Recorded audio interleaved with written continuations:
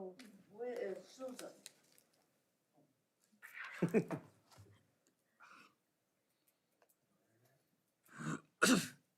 Link set up, but it didn't work. Okay, let's go ahead and start the video. Ready? Okay, let's go ahead and call the meeting to order. Stand for the Pledge of Allegiance. I pledge allegiance to the flag of the United States of America and to the republic for which it stands, one nation, under God, indivisible, with liberty and justice for all.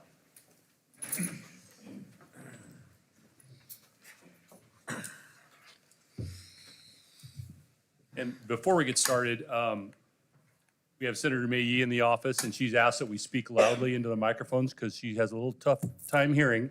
And I've told her if she raises her hand, I'm going to turn up the volume a little bit. But so if you'll help us out, that would be wonderful. Okay. Approval of the agenda. I'll move to approve the agenda. Mr. Chairman, I would second the motion to approve the agenda. I have another motion directly after, hopefully, the passage of this agenda, the motion. Okay. We'll hold that thought. Okay. All those in favor of approving the agenda? Aye. Opposed? Director Nyquist. Mr. Chairman, I want to move to approve that we include at our next board meeting a education performance improvement plan as an agenda item and a conversation around any and all things that might encompass that. And it's in part as a result of the public comments we got specifically from Senator Yee about just general education of kids in our community and test scores, and that we as an organization are doing all that we practically can to work at that and improve those. Procedurally, do we need to do a motion on that or just kind of bring it up on the next meeting? I want to move, go ahead, you can ask. Well, I was just going to ask, do we need to pass a motion on that or can we just make it happen?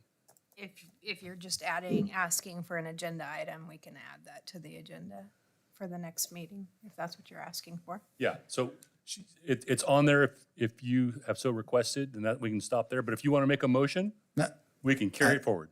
Mr. Chairman, I'm good with your word and the word of Board Secretary Chris Green, assuming there's no opposition to such an agenda item. Thank you.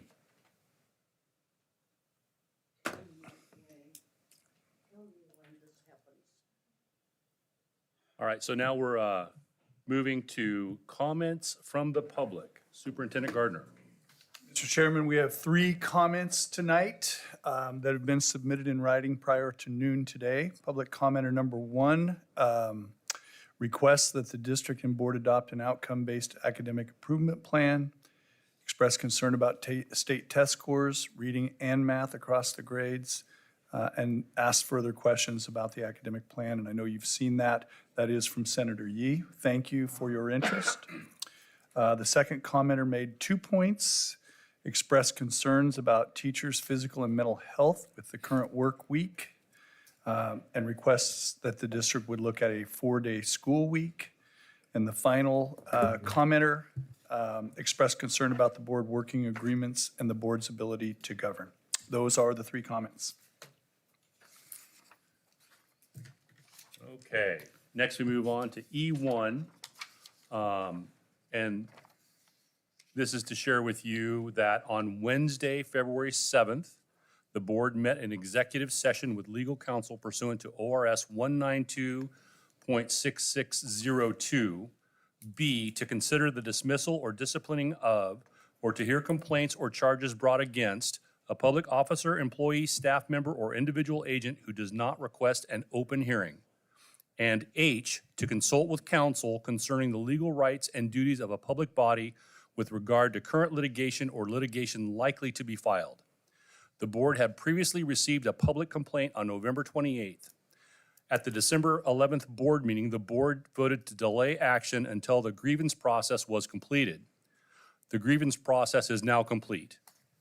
On January 9th, the district became aware of an additional complaint and potential litigation from the same employee. Based on information received from legal counsel, the board should consider combining the complaints and make a decision on whether to conduct an investigation. Tell me where he talks about my comment. So we had a executive session, and we received notification of a complaint, and there was actually two separate complaints. And we have a motion here about combining those so that they can be handled at the same time. So you entertain the motion, right? Is that what you want? Yes, so, All right. yeah, so we're looking for, and there's a motion written down for you, I think. So I move that we approve combining the complaints received on November 28th and January 9th, and that we engage a third party to conduct an investigation. I'll second. Is there any discussion? All in favor? Aye. Any opposed? Okay, we're seeking also now a second motion to, I'll move that we appoint Attorney Lisa Freely to engage as an independent investigator to conduct said investigation. I'll second that. all in favor? Aye. Any opposed? Let the record show that Director Nyquist didn't vote. Okay, we're moving on to E2 Board Working Agreements. And what we have between the board and the superintendent is a 3-page document currently that is supposed to outline how we interact with each other. And we've kind of come to the decision that 3 pages is a lot. And it's so overwhelming that we don't really refer to it that often. And so what we're looking to do is to have a couple of board members agree to work with Chris Green, the board secretary, to try to distill this down into a more manageable document that has more relevance than the one that we currently have on with us. So I guess what we're looking for at this point is a couple of board members willing to go work with Chris to try to get this working agreement distilled a little bit better and something more practical.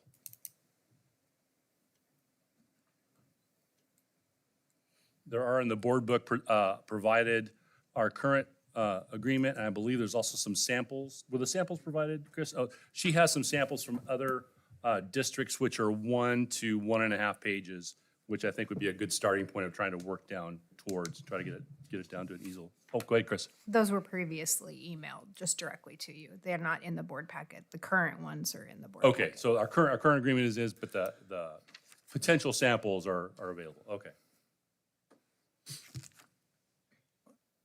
So who's interested?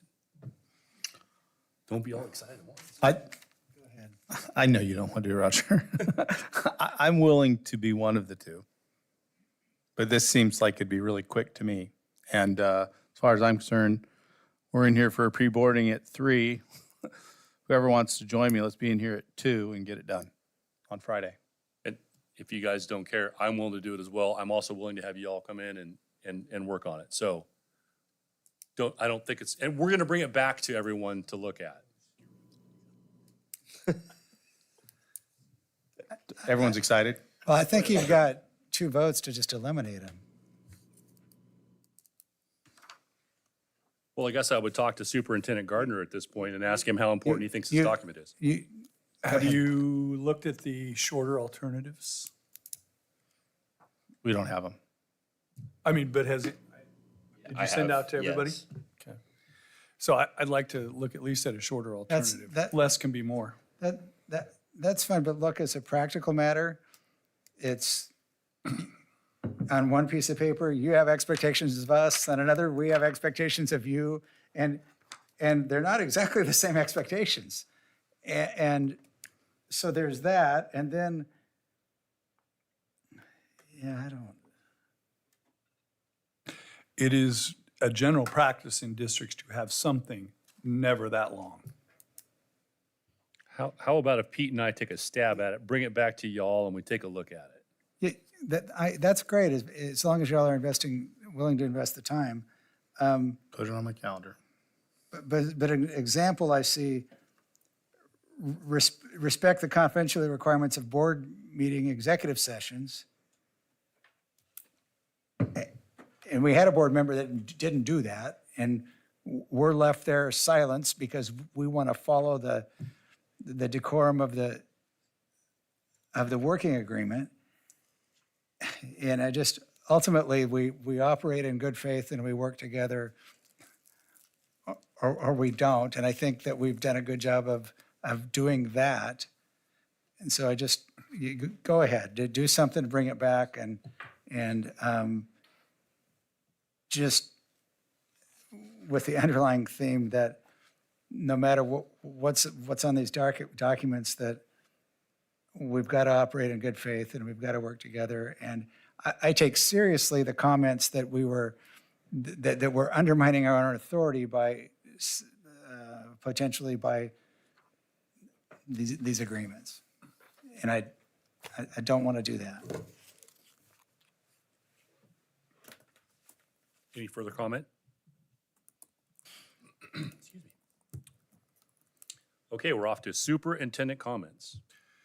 So a broad array. Oh, and- pardon me, hold on one moment. You didn't take a motion on appointing. Okay, I move to appoint myself and Brad to the board working group committee. That'll happen at 2:00 Friday. Be a subcommittee of the board. I second that. All in favor? Aye. Any opposed? Thank you, Chris. All right, now, Mr. Gardner, if you would, please. Thank you. So we did receive comment from Senator Yee, and want to put that in context and of course, be very respectful of the recommendation that was contained within her comments. We are undertaking the beginning of a couple of things here. One of the things that has happened is we, as a part of the early literacy initiative, we were given the opportunity to have an outside entity come in and do a reading analysis in the district. And you have a copy of that at your place, I believe. It's the Greater Albany School District Early Literacy Inventory. And this was done, Stanford Children in Portland hired multiple consultants, among them Mr. Saxton. He went out and did a couple of these as well. We did an early literacy inventory around the things that we believe should be present in a school's early literacy program. This document gives recommendations as well as areas of strength in the current district reading approach, how we organize the structures to help kids learn to read. Courtney Farua was the person who came down and did this. She is the assistant superintendent of McMinnville School District currently. She has worked there as well under Mary Alice Russell, who was a legendary superintendent there. This district had results K-12 that were so outstanding that Betsy DeVos, the former National Secretary of Education, visited McMinnville School to honor them for their outcomes. Although, interestingly, after COVID, their outcomes are not too dissimilar from ours, right? I think there was a 3-point difference at third grade. Because I looked before she came down, I just wanted to see how they were doing. So she has several recommendations here, and Senator Yee has also sent us the recommendation to look at the Mississippi Miracle, which is an improvement in literacy in the state of Mississippi. Traditionally, Mississippi has been widely perceived to be one of the very lowest states in terms of its educational outcomes, and they have greatly improved that. And they have several things within their program that we can also use. We are going to be working on how we address some of the issues that were seen in both the McMinnville Assistant Superintendent's report. We believe that we can also take a look at the plans that Mississippi operated under and look to see how we can improve our undertakings in the district. Some of the recommendations for improvement by Ms. Farua from McMinnville: develop a vision for early literacy, develop a strong educator mindset and belief that all students can learn to read. I believe if you look closely there is some concern that some of our higher poverty rate schools, that the staff may not always firmly believe in that. So we need to work on all students can be taught and can learn to read. We have to understand across the district what early literacy truly means and what the components of it are. We have to have the understanding that our outcomes, we're working not just to have kids get better at phonemic awareness, like the sounds in words. We have to make sure that they understand that kids need to read well enough that they can score on the English language arts test at the 3rd grade, which tests a broad variety of skills beyond simply word attack skills. They have to have an understanding of language. They have to have vocabulary across many different subjects. So we have to understand what that looks like. These things are also present in the Mississippi plan. Some of the strengths that were noted is our MTSS system, where kids are monitored for their improvement and given help when they do not meet a certain checkpoint. This district has a lot of data and does a lot of monitoring. We also have focused a great deal on exactly what the Mississippi plan calls for, which is decoding of words, phonemic awareness. So there are things that coincide, our strengths coincide with some of what Mississippi has done. And there are other things that we should also think about as well, and we can take that into an incorporative evaluation of our current system. I want to be really clear and say this: we do not sit here and say we are really good and can't do better. We acknowledge that there are improvements to be made. Ms. Yee also makes the point about mathematics. We need to turn as well and do mathematics. We focused a lot on literacy here for a couple of years. I have not seen that there's a lot of space to work on math as well. So we've got to be thoughtful about that. And so as we move forward, we have a committee. It is comprised of administrators, district administrators, teachers, and teachers who specifically represent the GAEA Teachers Union. And we'll be working on aligning our projects, our focus, and how we go about this work. It begins to meet here in a couple of weeks. I'm very excited about this group, but we need to work to define our broad belief. We need to understand our whole approach to learning, and that committee will be charged with that. We just did purchase 2 years ago the HMH, Houghton Mifflin curriculum for reading. There are several recommendations about that, and some of which is we can enrich even within the curriculum and use it more fully to create more interest for kids.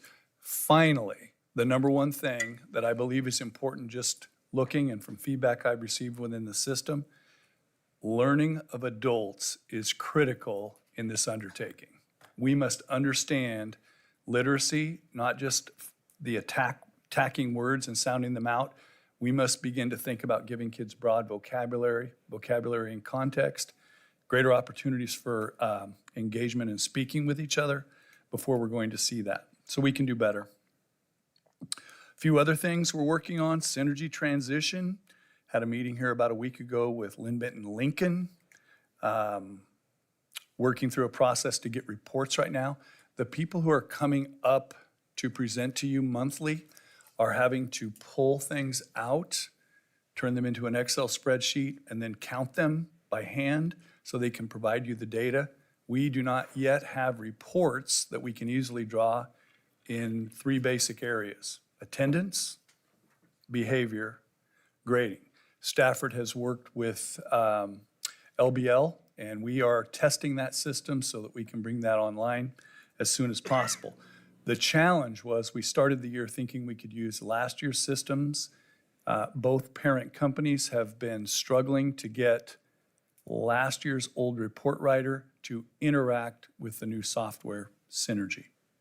I want to thank Brad and Pete for Friday. We spent 8 until 4 o'clock going to schools and really enjoyed that time, lots of learning. Really appreciated their opportunities. They never missed one for showing appreciation to staff, and thought it was awesome that they committed to a full day of going to schools. We visited Sunrise, South Shore, North Albany, AOS, South Albany, and finished the day Friday at 3 to 4, just before the middle school dance at Timber Ridge, where they taught right to the bell. I was very impressed by that. We are looking forward right now to opening bargaining with the certified again. We did conclude the last bargaining, and we're ready to start getting that done as well. And this contract will carry not just 24, 25, but if we can, we'll look to extend that for a couple years so that we get a break from bargaining.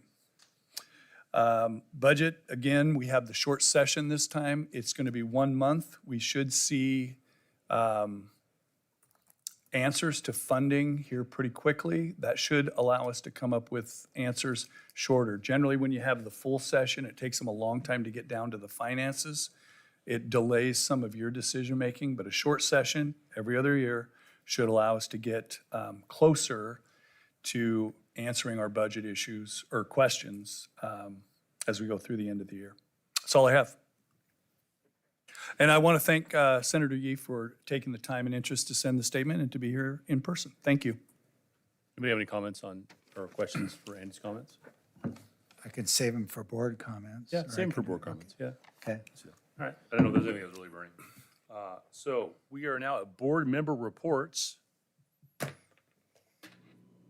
Ryan, you want to go? Yeah, I don't really have anything. Sean?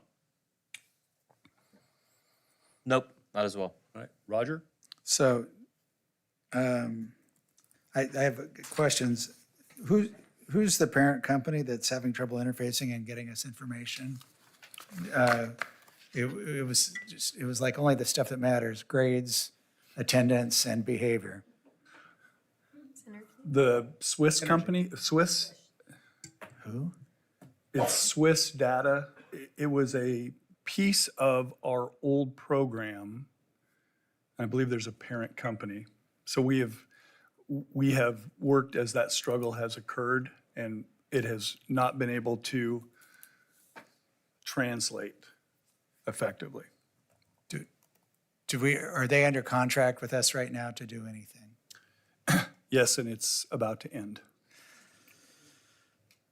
Okay, the other, I guess, question or encouragement around this, I guess we talked, I don't remember when, about the involvement of third grade teachers in improving test scores and early literacy. So are they present in this group that you've talked about working this?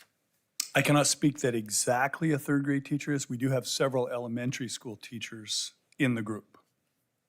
So how do we get to a place where we're talking to a sample of third grade teachers about their charge in the classroom, what's working, what's not? I'm sure you all are doing that organizationally. It's, it doesn't come to us, and I don't think that the public is aware as they could be of what we're doing. And can you engage them and give us feedback on what they're saying in regards to what they need, how it's going, adjustments that should be made. And we have schools coming, presenting to us. Maybe going forward, that could be a focus as well. I would only challenge you, I think Senator Yee's comments about all grades that are tested 3 through 8, and then of course the early elementary grades that aren't tested that need to line up so that kids come to third grade ready. I would not want to eliminate any of them, but a greater focus, like at the early elementary, the K-3 is the literacy initiative. We're very open to that. So that means we'll do it. Yeah, we will Okay. share, and we'll keep you up to date on this committee as well. Thank you. Pete, you're up. Sure. A few things to talk about. it's disappointing, and I know we're disappointing as a group, that our synergy has been a pain, that we can't seem to get the basics out of it. But it seems to be we also get, or at least I get reports that we can get some data out of it and not other data out of it. And so we're kind of pick and choosing what data we're getting out of, which is a frustrating thing. Ryan and I have met and discussed the budget committees. We had 22 really impressive candidates put their name in for it. We only need 4, but it's really just a testament to the community that we had so many qualified people being willing to serve, because that's what it is. It's serving on, not something that exciting, but it is very important. Thank you, Senator Yee, for coming in and make your comments. I would agree with you on the academic issues. That's part of the reason I'm here. The academic issues are something we need to put more focus on. We need to do a better job having our students meet academic achievement levels before moving them forward. If our students are just moved forward regardless of academic achievement level, it just makes it harder for both the student and our teachers.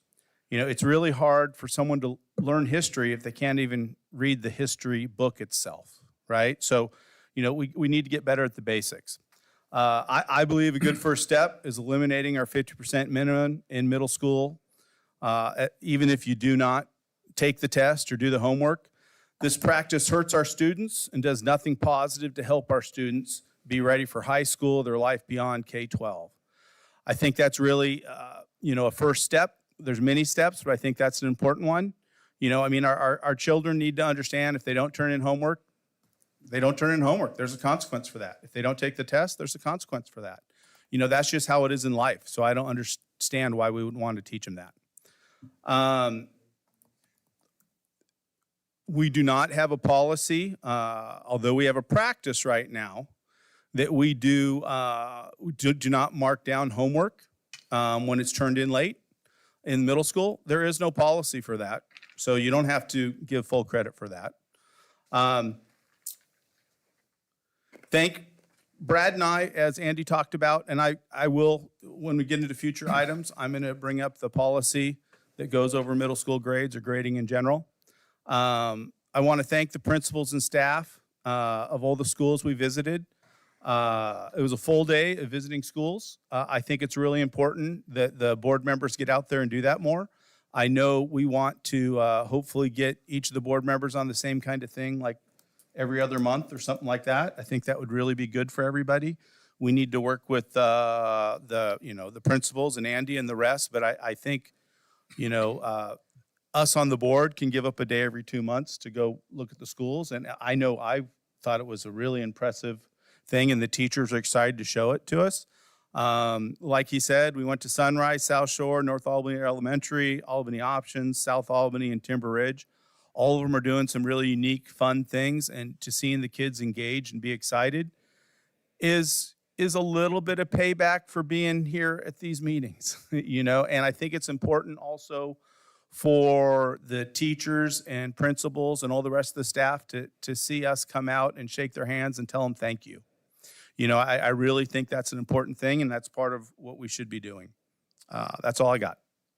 Thank you. Yes, I also really enjoyed the school visits.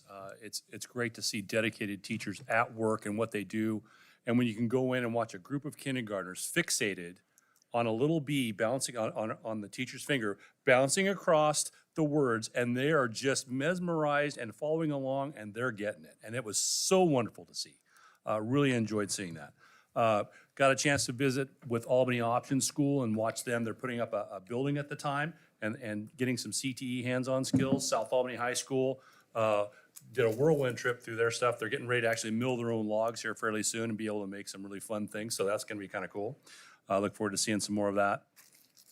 The one complaint I had is that Chris Green kept us so busy, we didn't get a chance to have any lunch at any of the schools. And we just got served pizza from Sedesco, and it was excellent. So this is what the teachers are going to, or the students are going to be getting at their schools. It's a heck of an improvement. It's a high quality food. So hopefully next time, Chris, can I request at least a lunch break somewhere? That'd be great. Senator Yee, thank you so much, and thank you to your son for taking the time out of his visit to bring you here to visit with us before the meeting. We really appreciate you being here. And I know we all have plans, or at least Pete and I have plans to go to the schools again with Andy. It was a great learning experience. With that, we're going to move on to the school board reports. Both of them, unfortunately, had things they had to do and couldn't be here tonight, but Pete's going to start with Raphael's from South Albany, and I'll do Hadley's from West. Okay, Raphael gave me a list of things I'm supposed to read, so I'm going to do that. We had our Sadie Hawkins dance on Saturday night. Sadie Hawkins dance Saturday night, 2:10. Our theme was Tangled after the Disney movie. From student feedback, we heard that people enjoyed their time at the dance and wished that it lasted longer.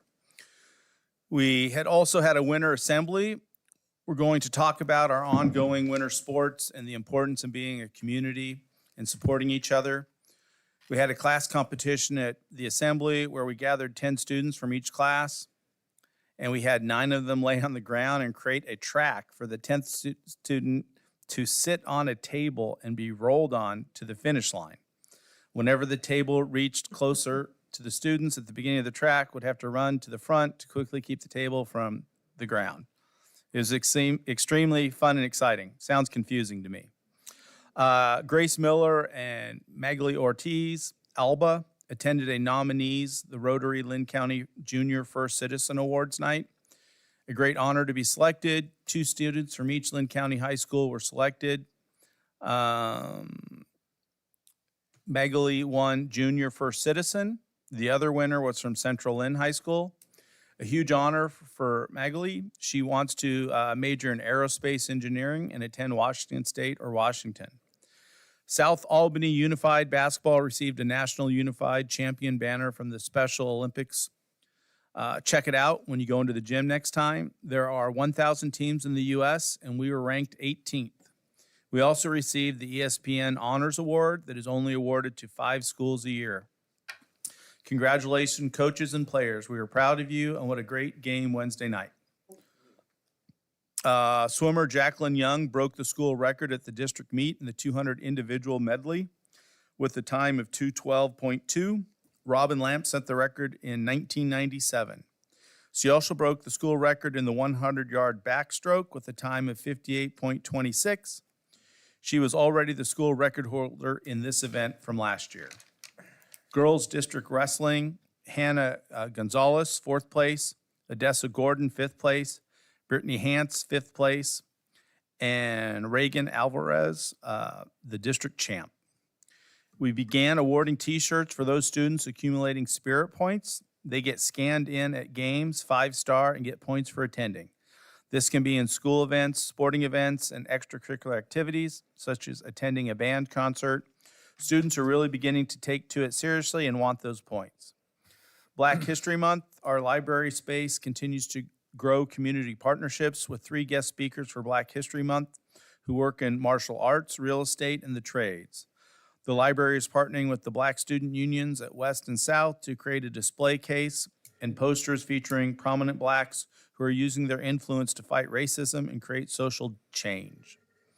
Rosie Thor, Oregon author, is coming to lead creative writing workshops with English classes on February 21st. Red Hawks Read and Poetry and Prose, our library-sponsored reading and writing clubs, continue to grow.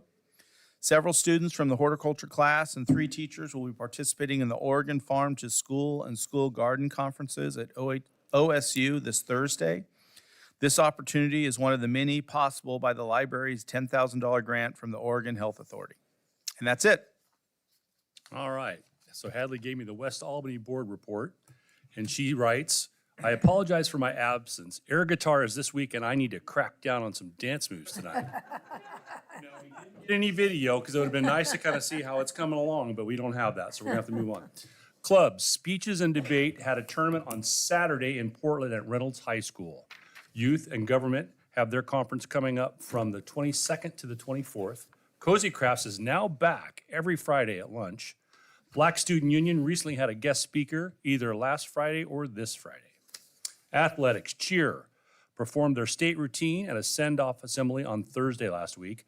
They then went and placed 4th in state this weekend. I am very proud of them. High Steppers started performing at halftime for some basketball games and this weekend placed first in both traditional and hip-hop competition at Philomath High School. Good job, High Steppers. Basketball has had games against McKay, Dallas, Woodburn, Lebanon, Central, and then Silverton tomorrow and South on Thursday.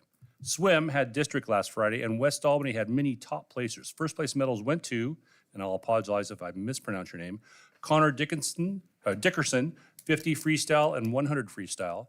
Kyle Milburn, 200 IM and 100 breaststroke. Cade Barnes, 100 backstroke. Bethany Laley, 200 freestyle. Avery Rami, 100 freestyle. Lily Olson, 100 breaststroke. And Hadley writes, I believe one of the boys broke the relay school record. So good job, swimmers. Wrestling. Girls wrestling had 4 state qualifiers and multiple regional placers. Girls senior night was on the 1st against South. Boys senior night was on the 7th against South. Coming activities. Spirit Week is this week, with today as Pajama Day. Tuesday as students dress as teachers, and teachers dress like students. That could be interesting. Sorry, shouldn't comment. Wednesday as White Out to promote polar plunge. Thursday to wear your class's air guitar theme, and Friday as Neon Day. Hallway decorations. It is a tradition at West during Spirit Week and air guitar, so each class comes together to decorate a section of F Hall as their air guitar theme. Air guitar assembly Thursday to get students excited for the Unity game with South that night. West has their annual PEP air guitar assembly. The themes are freshmen as Guardians of the Galaxy, sophomores as Pirates of the Caribbean, juniors as Barbie, and seniors as Rio. Air guitar definition. Every class organizes a small production dance that typically has a theme. Dance props, costumes, and scenes from the movie theme are showcased. Unity game on Thursday was originally planned in January on Martin Luther King Jr. Day. However, the I-Day cancellations also moved that. So we are moving the celebration to this Thursday. T-shirts will be sold in the Commons, and students will be participating in join, cheer, and other activities. This is to remember Martin Luther King Jr. and the things he lived for. Black Light Dance Friday.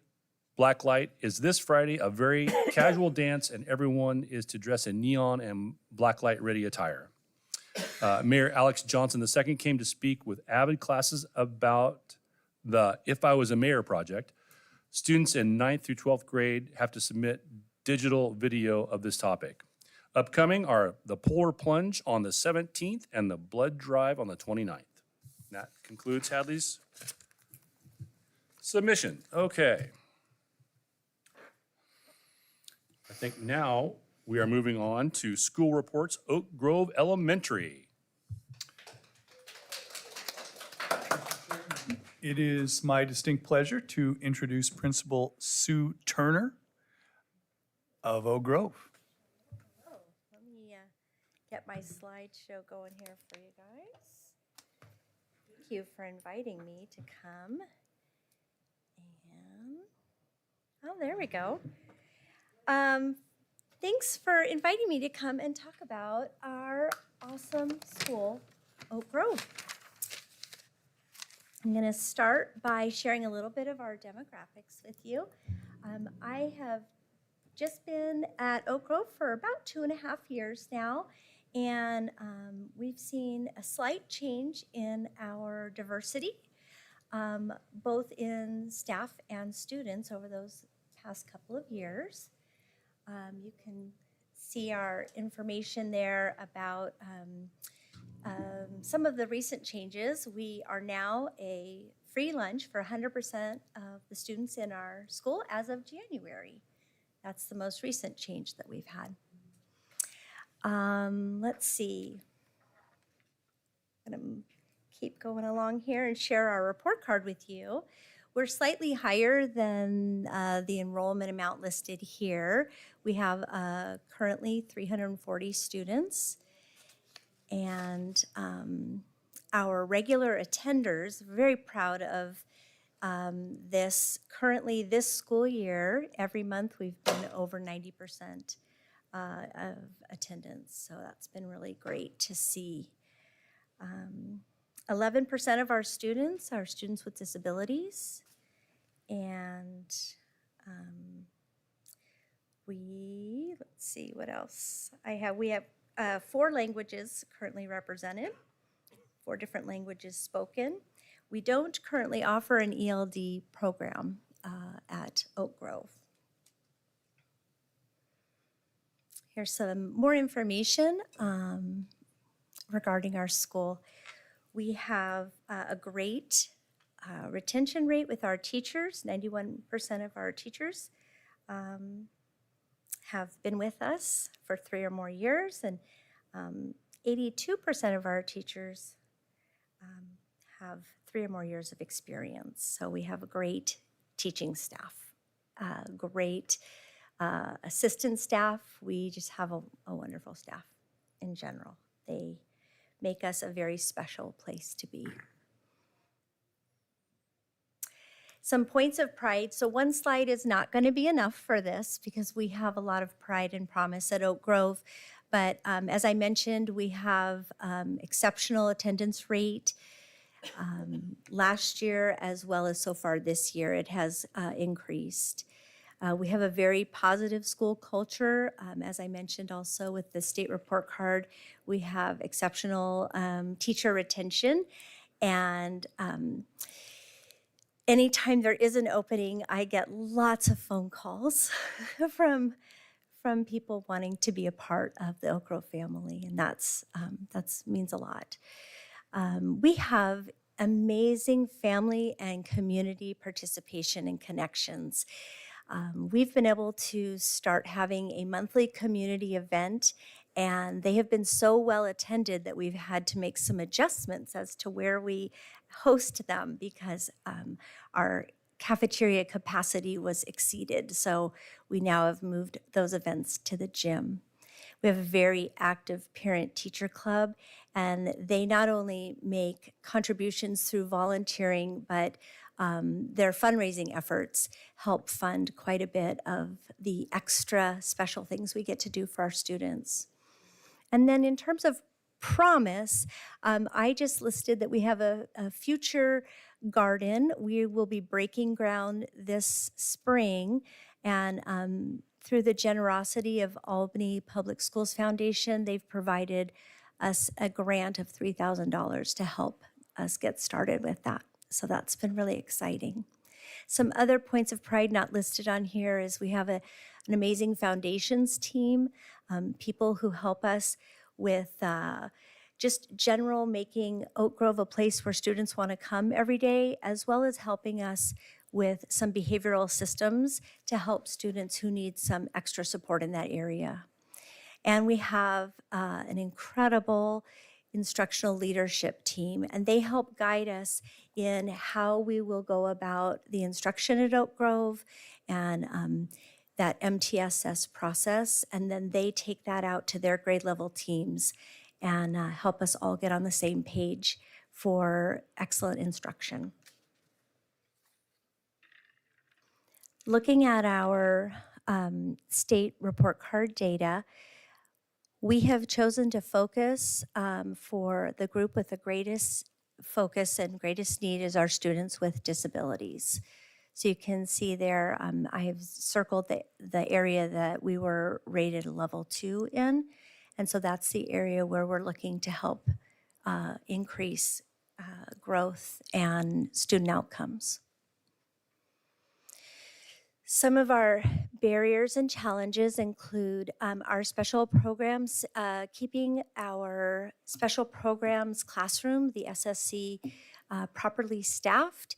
It requires a high level of training and skill set, and student needs in our SSC program often exceed our resources.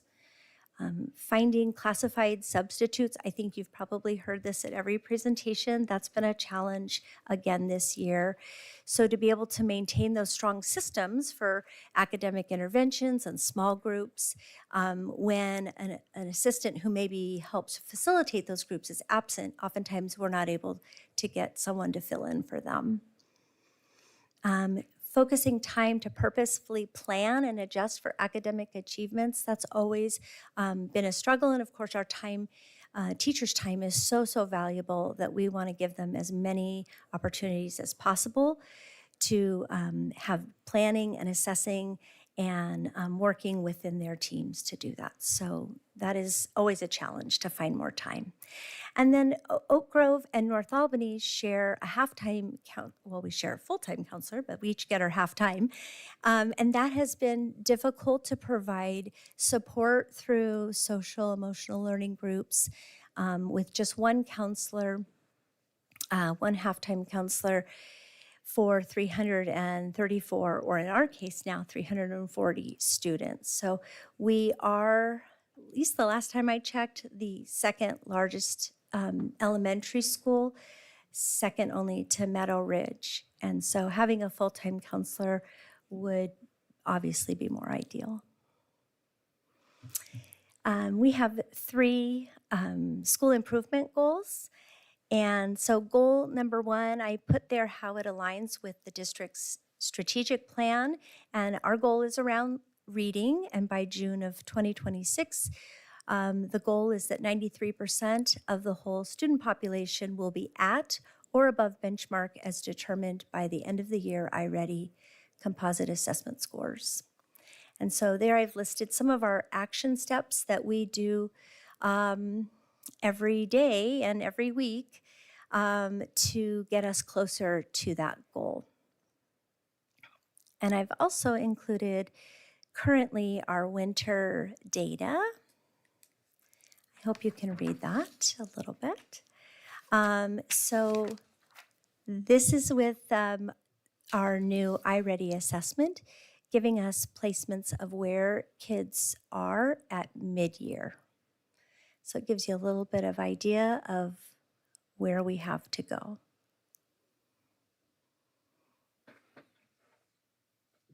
Goal number 2 is very similar, but our focus is in math. And by June of 2026, 93% of the whole student population will be at or above benchmark as determined by the end of the year iReady math assessment composite scores. And so some of the things that we're hoping to implement next year is to have some math interventions in place. We currently have reading interventions and an MTSS process that is very thorough for reading, and I'd like to see that become the norm for us in math as well. And then Kylie Soa and I are working together to we have a grant that has come through for us to have family math night come to both of our schools. So that's something that's coming up as well. And this would be the same overview of our current mid-year for our math, iReady math totals at every grade level. So I see that you have grade 1 up there, and the red indicates 2 grade levels below. How is that determined at grade 1? Exactly. So that would be basically the pre-kindergarten, like what they would be coming into kindergarten with. Okay. Yeah. You'll notice there's no red in kindergarten because they don't go back that far. Yeah. And then our third goal is around social emotional learning. And by June of 2026, our goal is that we will provide SEL skill-based groups to 50% of the needs instruction group of students based on our 2023 data. SEL small groups will be based on student data collected from the DESA screener, SWIS, and Safe and Civil School surveys. And so basically the current action steps, monthly data chats to review school-wide behavior with the whole staff. So we do that every first Wednesday of the month. So we can problem solve any hotspot areas where kids are struggling, and we can determine if those are systems that need to be changed, school-wide systems that could improve, or if there's particular students and they have specific needs that we could pinpoint. We have weekly Yellow Zone meetings every Thursday so that teachers can have a voice in their concerns if they have students who maybe need some extra support, and weekly behavior team meetings with our dean, our school behavior support specialist, our behavior coach, and our counselor. Currently K2 SEL groups with our counselor, and that we determined based on our data, because she could not offer K through 5 groups because of only being with us half time. And then we always focus on a monthly character trait lesson with our dean of students. We have story time, as well as through our Monday announcements, we focus on a particular character trait. This is our DESA fall to winter comparison. And you can see some of the areas where they need instruction. It kind of goes up and down depending, as well as areas of strength as kids become maybe more comfortable or familiar with the systems at school.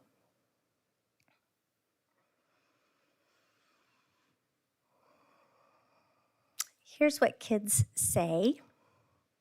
And on the right, I just want to share with you, these are a little snapshot of a project that our parent-teacher club put together in the month of October for principal appreciation.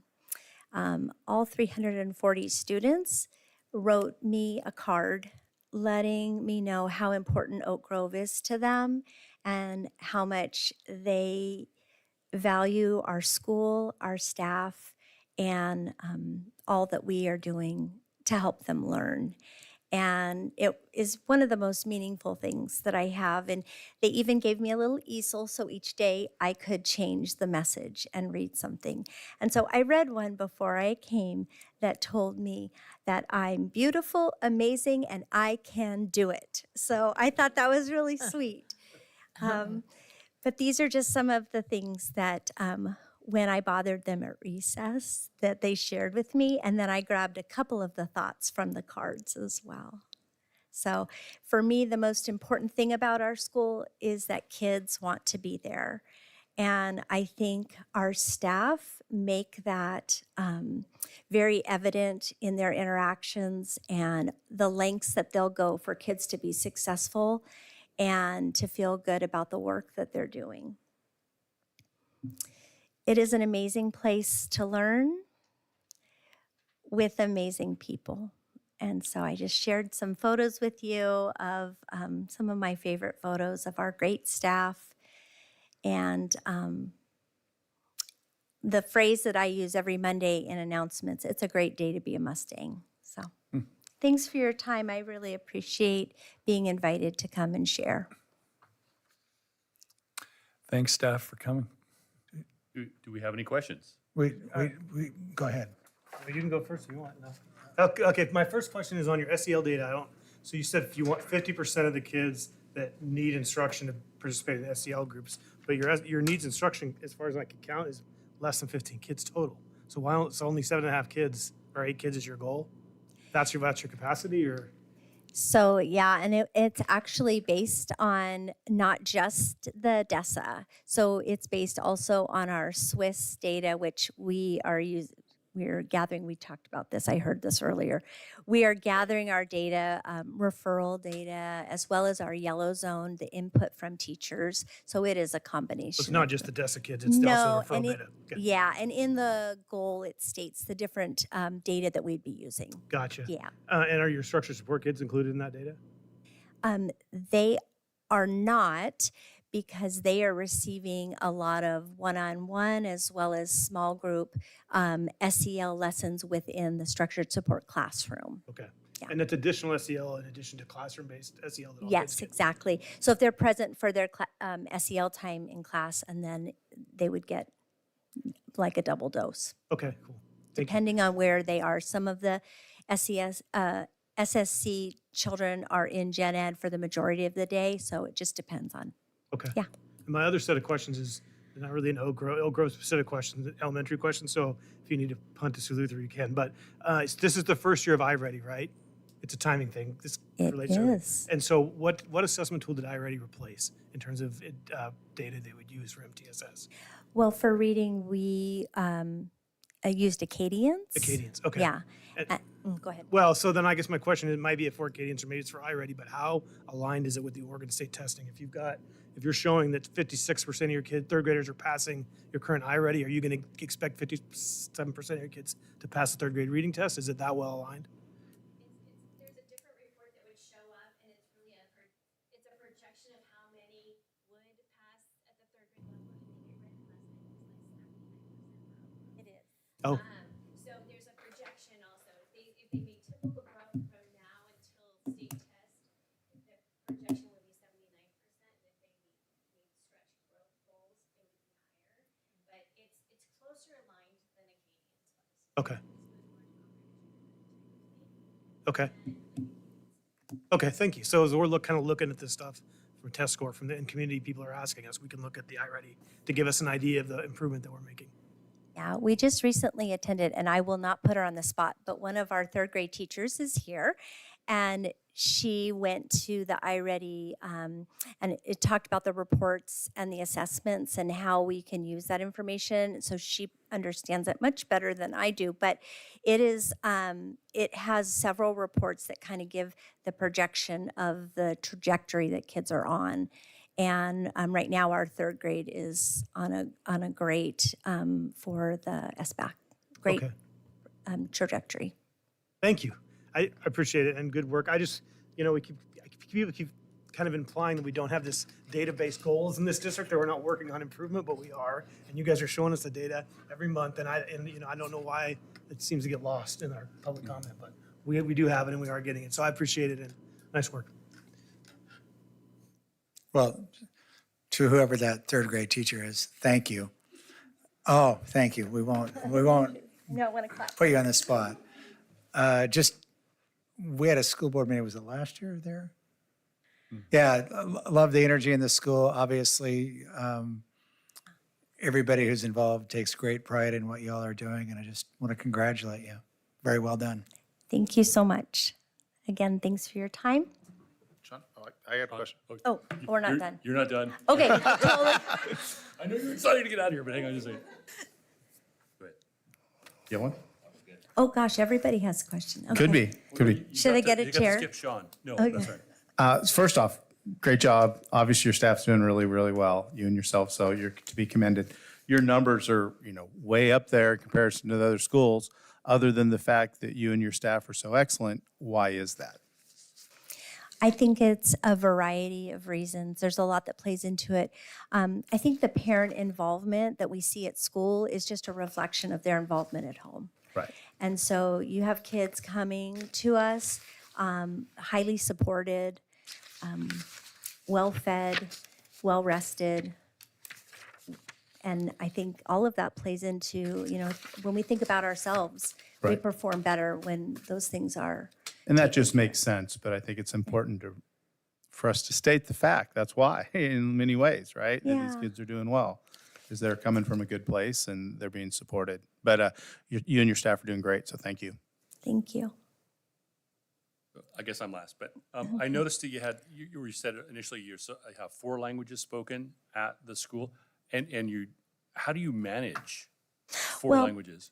So that's what parents mark when they, the students themselves are proficient in English for the most part. We have a few students who go back and forth, but so that is reflected on the state report card based on parents reporting what language might be spoken at home.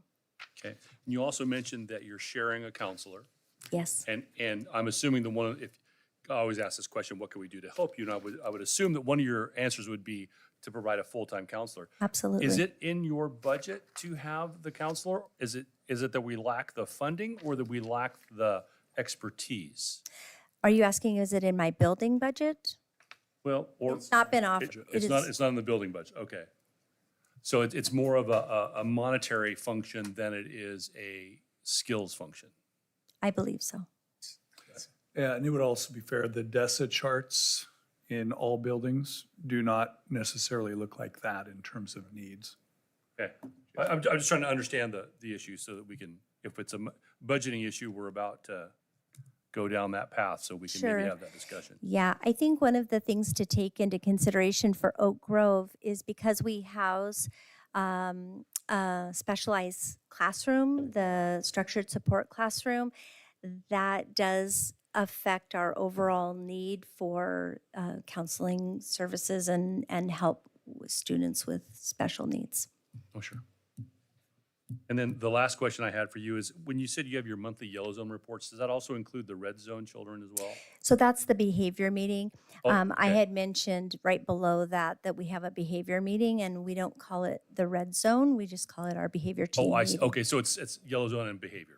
It's So like the yellow separate. Okay. zone meeting is with teachers, and then the red zone meeting is just with our behavior team, our dean and our counselor. And we do have our SSC teacher a part of that meeting as well. Okay, Yeah, so they're two separate meetings. right. Yeah. Well, then, before you're released from indenture, is there anything else that we could do, if you could wave your magic wand, that you would like to or need at your school that we could help with? I just think continued communication and support for the work that teachers are doing. And yeah, you kind of caught me off guard. I was a little nervous about the other stuff, and I forgot to make my wish list of requests. Sure. So, but no, I just think supporting our teaching staff is so valuable. They just do such great work, and I get to see it every day. You guys are doing an amazing job. Thank you so much. Thank Appreciate you being up you. here. I appreciate it.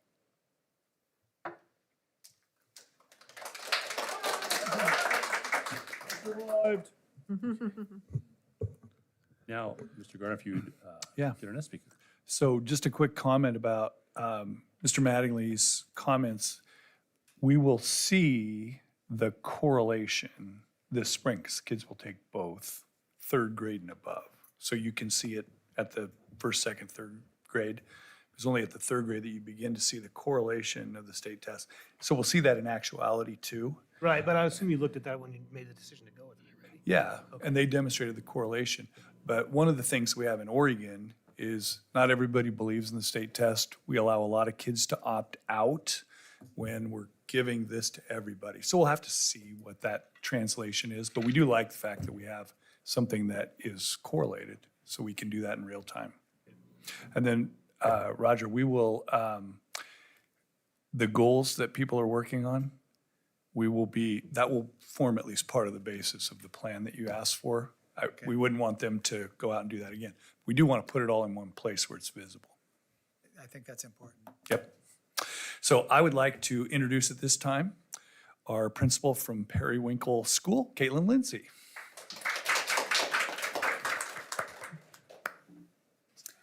Good evening. Amy. So I'm Caitlin Lindsay. This is my first full year at Periwinkle. I started in December last year. So I'm excited to show you guys how much we've grown just in the short time that I've been with Periwinkle. First, I want to show our mission. Periwinkle is a positive school community where all staff and students unite to share a commitment to growth and learning for all. That's really going back to match that early literacy initiative idea that we are focused on all students. And that was a big commitment we made, reaching our students that are below grade level, but also extending learning for our students that were at or above grade level. These are our demographics. Our largest demographic is our Hispanic Latino students at 26%, and our white students at 63%. We have a 14% English language learners, mostly Spanish, but we also have a student straight from Ukraine. And so that's been a fun adventure for all of us learning. Staff members have learned different sayings and are speaking to her in the hallways. That's been fun for her to teach us new phrases. And then 13% with students with disabilities. We have 25 certified and 20 classified staff members. We're lucky enough to have a full-time instructional coach, dean of students, and a counselor, and they really take the initiative to lead a lot of the work that our building is doing.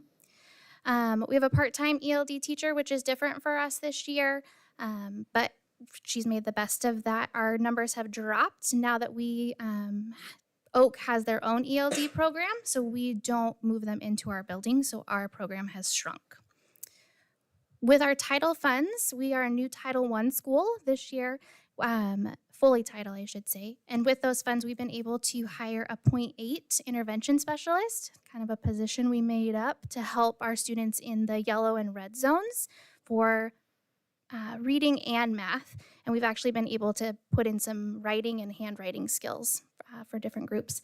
The interventionist is there 4 days a week, so she's there Tuesday through Friday.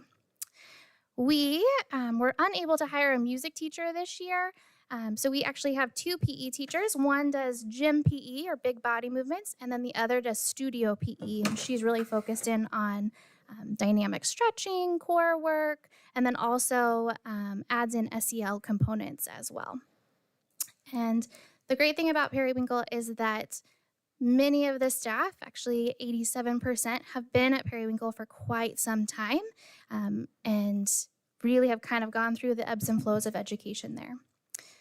Another thing that our teachers really appreciate about Periwinkle is our class sizes. Periwinkle has dropped in our numbers, about a class and a half, I would say, from last year's numbers. We used to have 3 classes at every grade level, and now we have 2 classes at kinder and first grade and 3 at the rest. This is our report card, so you can see that number at the top. Last year we had 369 and we dropped down to 334. Our regular attenders at 55% went down, so that's been a focus for us this year, along with our English language arts and mathematics scores.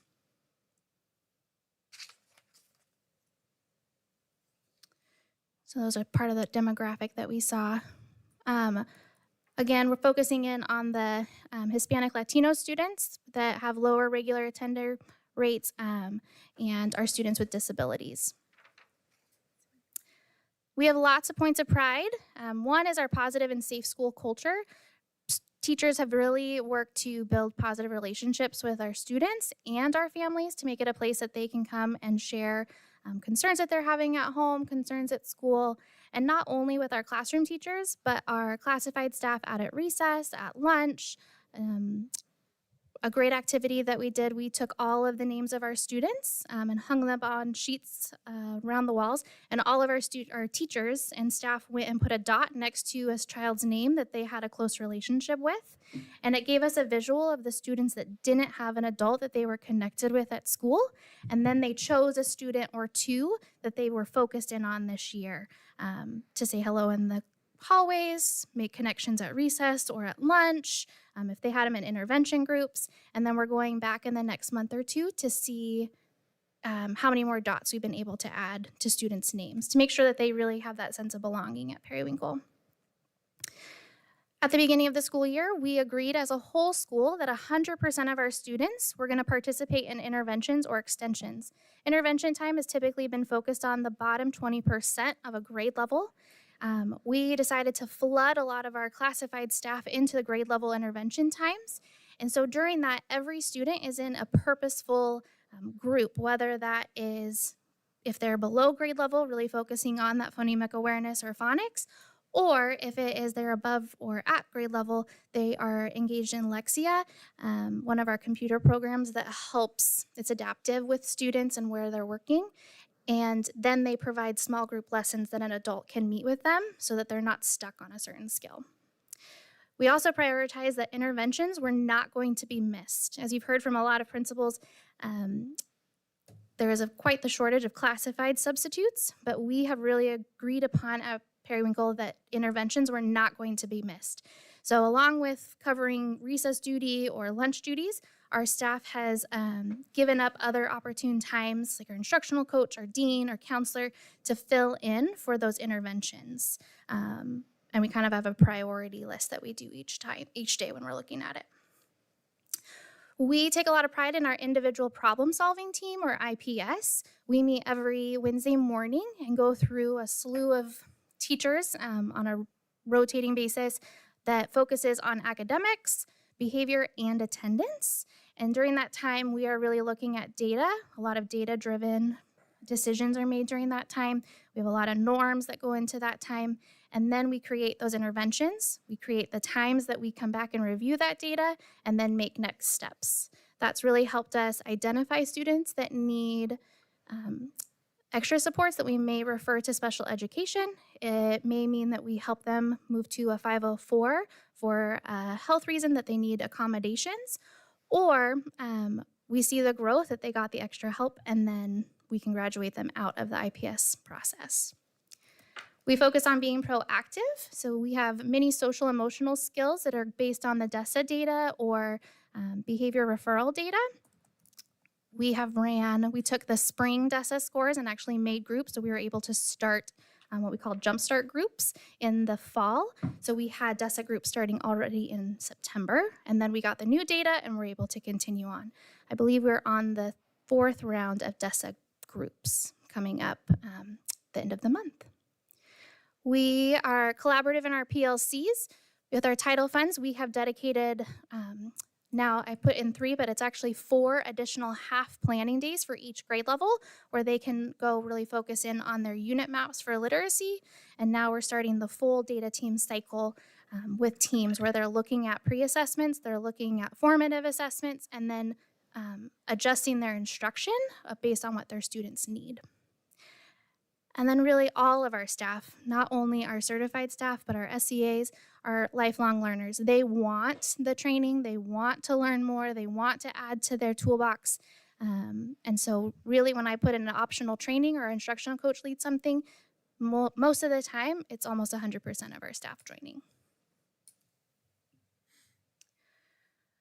We're really focused in on our English language learners and our students with disabilities. As you can see, those are the 2 groups at level 1s. The 3rd graders from last year were the most affected by COVID. They were the ones that got sent home through kindergarten and then had 1st grade online. And of our 4th grade class, they are also they are the group with the highest amount of IEPs. So you'll see on our data that our 4th grade teachers are working their tails off and the kids are making their growth, but it can feel daunting when that growth, they're making a year's worth of growth, but they're at a kinder or 1st grade level and making a year's worth. We're really focused in on them. Some barriers or challenges for Periwinkle. One is in relation to our students with disabilities. We have really focused in on our unit maps, our tier 1 instruction, our tier 2, and we're finding it difficult for our students that meet in our resource room with our special education teachers that they do not have a dedicated curriculum for math, literacy, or social emotional learning in their special education services. Most of the time it's taking the resources that we do have with HMH into reading, investigations. We also bought a new intervention curriculum, Do the Math, and trying to piece that together, but that's additional work for our resource teachers, and it's also not followed with fidelity, so it's hard to know if it's replicable lessons. Again, our classified substitutes, and then, go back real quick. Focused professional development that's integrated throughout the day, but also something that's continued on through the year. We try to make a year-long PD map that's focused in on our SIP plan goals. We have optional opportunities for PD led by our instructional coach on different days, and then weekly grade level walkthroughs. My coach and I have been the ones doing those walkthroughs, and next month they're going to be switching to our teachers doing those walkthroughs and learning from each other. The first goal for our SIP was focused on reading. You can see that it matches with the strategic plan. The goal at this time is by June, the number of students identified at or above benchmark is going to increase by 10%. We are doing that by dedicating the PLC time, the completion of unit maps for all grade levels. As of the end of last year, each grade level had 3 to 4 units that weren't complete, and our goal as a building is to have all of those completed by the end of this year. We have learning walks going on where we're looking for evidence of standards being taught and what high impact strategies are being used. the continuous PD, and really focused, intentional, and data-driven MTSS systems. We have it in our calendar when our intervention review meetings are happening. We really use our iReady data. We use core phonics survey data to pinpoint where students need interventions. If we notice a student is not reading fluently, we use a core phonics survey to find out what is keeping them from reading fluently and then intervene for that specific skill. So you can see at the bottom line is the fall data and the top line is the most current. So you can see we are growing in the right direction. We went from 48 students that were 2 grade levels below, or excuse me, we went from 70 students 2 grade levels below, and now we're at 48 students. And then really moving down that spectrum.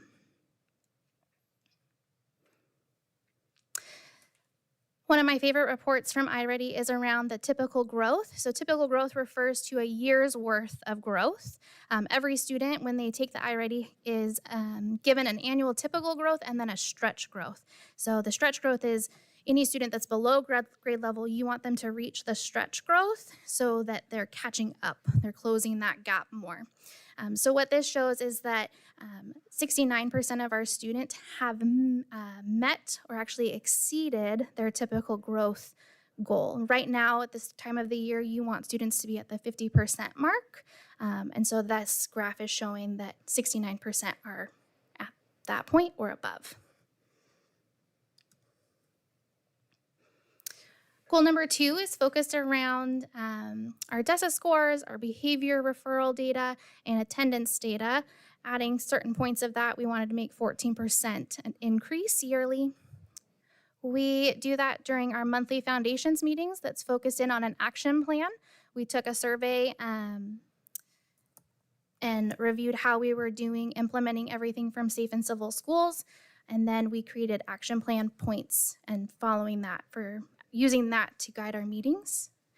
This year is the first year we've implemented data review meetings every 6 weeks around behavior and attendance. We take 2 days a week where one day is focused on academics, the other day is focused on behavior and attendance, and grade level teachers look at all students in that grade level of what they can implement into behavior to help support them, and then how we can address attendance concerns. We have daily SEL in our building schedule. We are using the Sources of Strength curriculum school-wide as our Tier 1 instruction. We included the implementation of school moves school-wide. Have you heard of Go Noodle activities that happen? So instead of doing Go Noodle, we implemented school moves, and it goes from big body movements and it focuses into fine motor. So it actually helps get you ready for the active writing, the active math. There's different routines that students can do, and we use that school-wide in assemblies, and then teachers do that in their classrooms. We also use it in our behavior when we're supporting students in behavior. We have proactive skills groups. We do have monthly attendance incentives and messaging. You'll see the data, we've increased our regular attenders, and one of the reasons or ways we've done that is by giving random attendance prizes. So one day of the week, we have it scheduled as staff, but we don't tell students when that might be happening.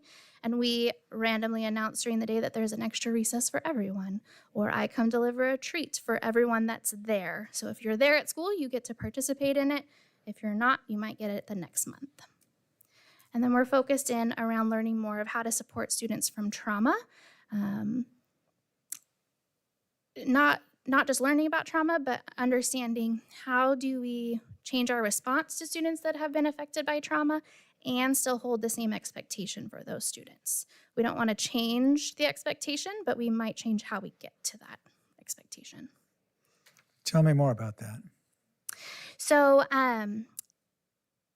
if you think of, if the expectation is to complete 2 sentences, and a student is refusing and defiant and might be yelling, might be ripping things up, we are going to respond in a way that is compassionate and empathetic and kind, giving space, giving them what their basic needs are. And when they're back to baseline, they're still going to write the 2 sentences. That's fantastic. Where are you getting the resources to do that? We are doing that in our building. It's taken a lot of time and practice and follow through with our behavior assistants, with our dean of students, with myself, and being creative with how we manage the time. Good for you guys. I'm interested in learning more about that and trying to make sure you have the resources you need to continue it. Yeah, a lot of it comes from one, creating an understanding around trauma, that students are not responding in a way that is only defiant. There's a reason they're responding a certain way. But if we give in and we make it that expectation is lower for them, we're not helping them grow as people. So we have to hold the expectation. So what that might mean is I have a student in this room over here that I'm managing. I have a student in my office over here that is waiting to finish a sentence. And I might be on a video call in another part of the office. It's a lot of multitasking. Okay. Thank you. Yeah. You can see our DESA scores here. Fourth grade, these are really matching with where myself and our behavior team spend a lot of our time. Fourth grade, first grade, and kindergarten, but still are making quite a bit of growth. In the fall this year, we were at 56% of our students. 56% of our students attended school 90% or more of the time. So a lot of percents in there. But in the fall it was 56, and we've grown to 62%. So we've almost reached that 10% increase. These are our behavior tracker data. Again, I think I did the math all correct, but as Andy said, there's not an easy report for attendance or behavior right now. And so in the green zone, you're really aiming for 80 to 85% of your students. And that would mean that they have 0 to 1 behavior referrals. The yellow zone, you aim for 10 to 15%, and that is for students that have 2 to 5 behavior referrals, and the red zone are for students that have 6 or more referrals, and that's aiming for 10% or below. So the 27 students that we currently have either have had significant behavior support plans and have graduated off of them, or currently are having more support from us. Lots of positive things from students and staff. The things that pop out to me when I was asking staff and students was all around our staff. I'm presenting you this data, but it really is not me that's doing the work. It's the staff that's doing the work. Our classroom teachers and our SEAs. The amount of work that our classified staff do for our interventions is incredible. Sometimes they know the intervention curriculum better than I do or better than the classroom teachers do. Also, we put in a lot of systems. I'm pretty big on systems and data, and so if it's not written down, it's not a real thing, and so we make sure it's written, everybody understands those systems. And then are the favorite because they always support you when you're sad, scared, or mad, and the classrooms are cozy. That was fun.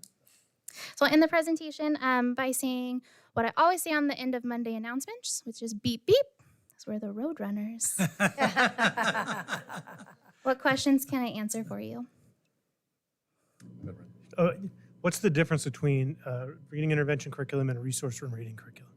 Great question. So both the curriculums can be used in both places, but if you have a student that is receiving intervention, so the idea is that all students should get tier 1 core instruction. Then if they are not meeting grade level standards, they should get tier 2 intervention. And then they might get tier 3, which is a different curriculum, or they've been identified needing an IEP, specialized designed instruction. So if you are using the same curriculum for our students that have been identified needing specialized designed instruction and our students that are in tier 2, it doesn't provide enough for them. You could use it if they're not already having been, if this student has used one of our curriculums as BLAST, if they've already been taught using BLAST and they're in resource, they might get a double dose of it, or they might need something additional. and we don't have many additional things. So the problem is that you only have a single intervention called BLAST? We have multiple, but they're based on what the skill need is for that student. Right, so if a student has an IP goal in phonemic awareness, what would the intervention for that be? So you could use Countdown, you could use Blast, you could use Sound Partners. It's just dependent on if they've already had it during their intervention time. Okay, okay, We have a couple options. yeah, okay, good. That makes sense. I mean, yeah, okay. Yes. For especially I mean, reading. you said you didn't have any resource room curriculum for reading, but what you're really saying is you don't have enough reading intervention curriculum. You need Reading, more. yes. Okay. Math and social emotional, no. Oh, really? Like, I don't know what they're using specifically for a resource, Okay. except pieces that we can get out of iReady, like additional, and then having to scaffold that even more for students. Interesting. Okay. There's no real data-driven process. Interesting. We're probably behind on math curriculum adoption, would be my guess. We are, that's the one that was delayed. That was the one that was delayed. So theoretically, you'll have interventions as part of the adoption that the resource teacher should be able to use. That neither here nor there. You mentioned Swiss in here, and then Mr. Gardner said we're not able to use Swiss. Are you double entering data? Is that how you're using Swiss? So we are not using Swiss, but the goal was made on our SIP plan using Swiss, but we have it entered through a Google form and then entered through Synergy. So I just organize it on an Excel sheet. Gotcha. Okay. Thank you. Roger, do you have anything? No, just great work, all Thank of you. you. We forget, I'm quickly reminded that 2 years ago, we were only partially open. There was the whole mask thing and chaos in the schools and chaos in the classrooms. And last year was, for lack of a better way to describe it, an unwinding of that after not being in a full school year for, would have been 3 years prior. And so now we're back attempting to normalize things, and it's just easy to forget where we've come from in that regard. So just well done to Thank you and the you. team, and interested in learning more about recognizing trauma and approaching kids accordingly. Thank you. So just want to say thank you. You had mentioned that fourth grade you noticed in your data and experiences was most affected by the lockdowns. Was that specifically with any, was it a specific subject, or was that just across the board in general? Across the board in general. Okay. Especially in their social emotional skills. Really where, and this goes into our trauma learning, but when trauma happens, depending on your age, it actually affects your brain. And so these students that were affected by COVID, which was an acute episodic type of trauma,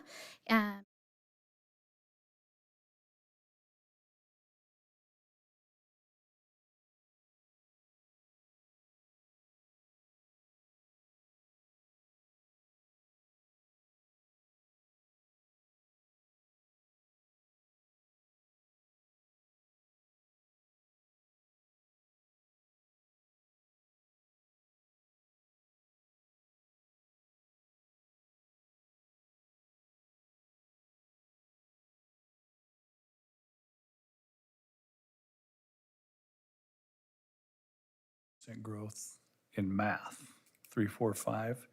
Is there something specific that you guys did within your schedule, your time, your PD plan that led to that? one thing that we did was with title funds last year, we decided to purchase the iReady MyPath part. So we had it at the diagnostic, but we've been doing the MyPath for 2 years now, and made that a non-negotiable during our math intervention time. So every student participates in math practice that's at their specific level.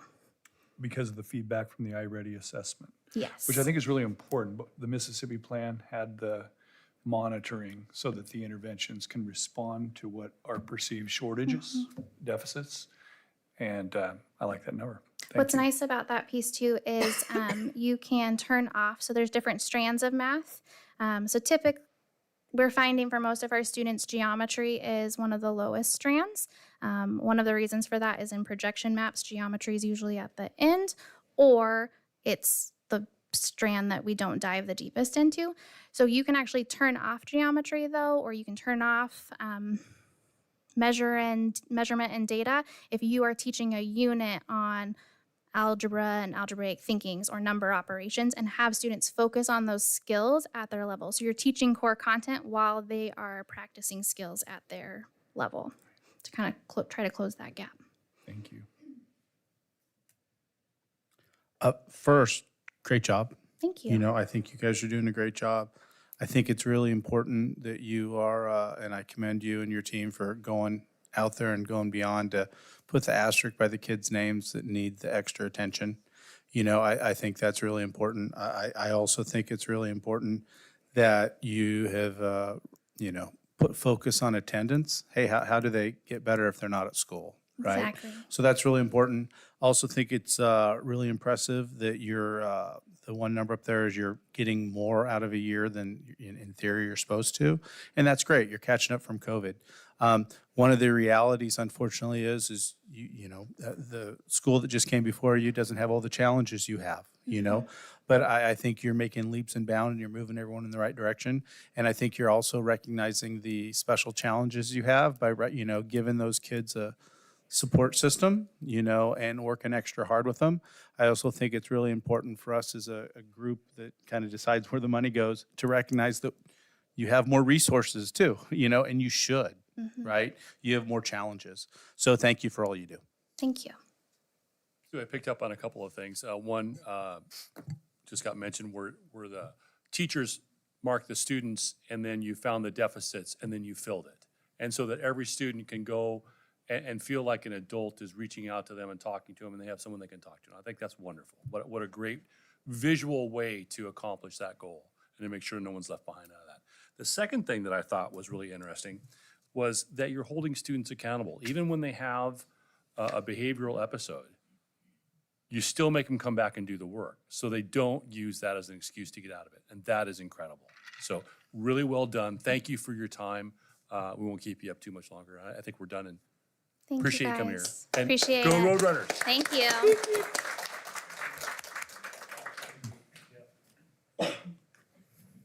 Okay, gentlemen, we are at consent agenda. First one is personnel licensed. I move to approve personal license as presented. I'll second that. All in favor? Aye. Aye. Any opposed? Actually, had a question about it real quick. Question, go So ahead. one of the hires is Fairmount. Is that the only teacher at Fairmount or is that a second teacher? Second teacher. How many kids are at Fairmount right now? Verbally, the other day, we heard 3, I believe, and another one is on the way. Easy on Fairmount. I went to Fairmount. You still running? Don't diss the Falcons. Okay. We had a motion and I think the vote got interrupted, so we'll bring it up to vote again. All those in favor? Aye. Any opposed? All right. Personnel classified? I'll move to approve personal classified as presented. I'll second that. This time we'll ask any discussion. All those in favor? Aye. Aye. Any opposed? Minutes from the special board meeting, December 18th, 2023. I'll move to approve minutes, special board meeting, December 18, 2023, as presented. I'll second that. Any discussion? Was I there? I don't know. Not my job. You were there, but I was. I try to avoid special. Read the minutes. I don't know. Well, I'm not going to vote on it if I wasn't there, is my point. You were, but I was not. There. If it says I was there, I'll vote on it. We're getting punch drunk. Okay. All those in favor? Aye. Any opposed? Okay. Minutes from the board meeting, January 8th, 2024. I'll move to approve minutes, regular board meeting, January 8th, 2024, as presented. Second. Any discussion? All in favor? Aye. Any opposed? And one more, regular board meeting from January 22nd, 2024. I'll move to approve minutes, regular board meeting, January 22nd, 2024, as presented. Second. Any discussion? All in favor? Any opposed? Any old business? None on the agenda. Anybody have anything from before that needs discussed? Let's talk about graduation rates. Mr. Gardner and Mr. Boyd. Again, Stafford Boyd, secondary level director. Good evening. Good news. Our graduation, our four-year graduation on-time rates and five-year completer rates continue to be a strength in the district. We exceed the state in both metrics, again, in the latest reporting, and particularly our five-year completer rates is really a bright spot, as I will show you. First, one thing about state reporting of graduation and completion rates is on state report cards, that's always 2 years in the rears. And so it's really important. I'm showing you info from the state report cards that were released last fall, but those were our 2022 on-time graduation rates. And again, of course, our state report cards give us lots of information on different student groups.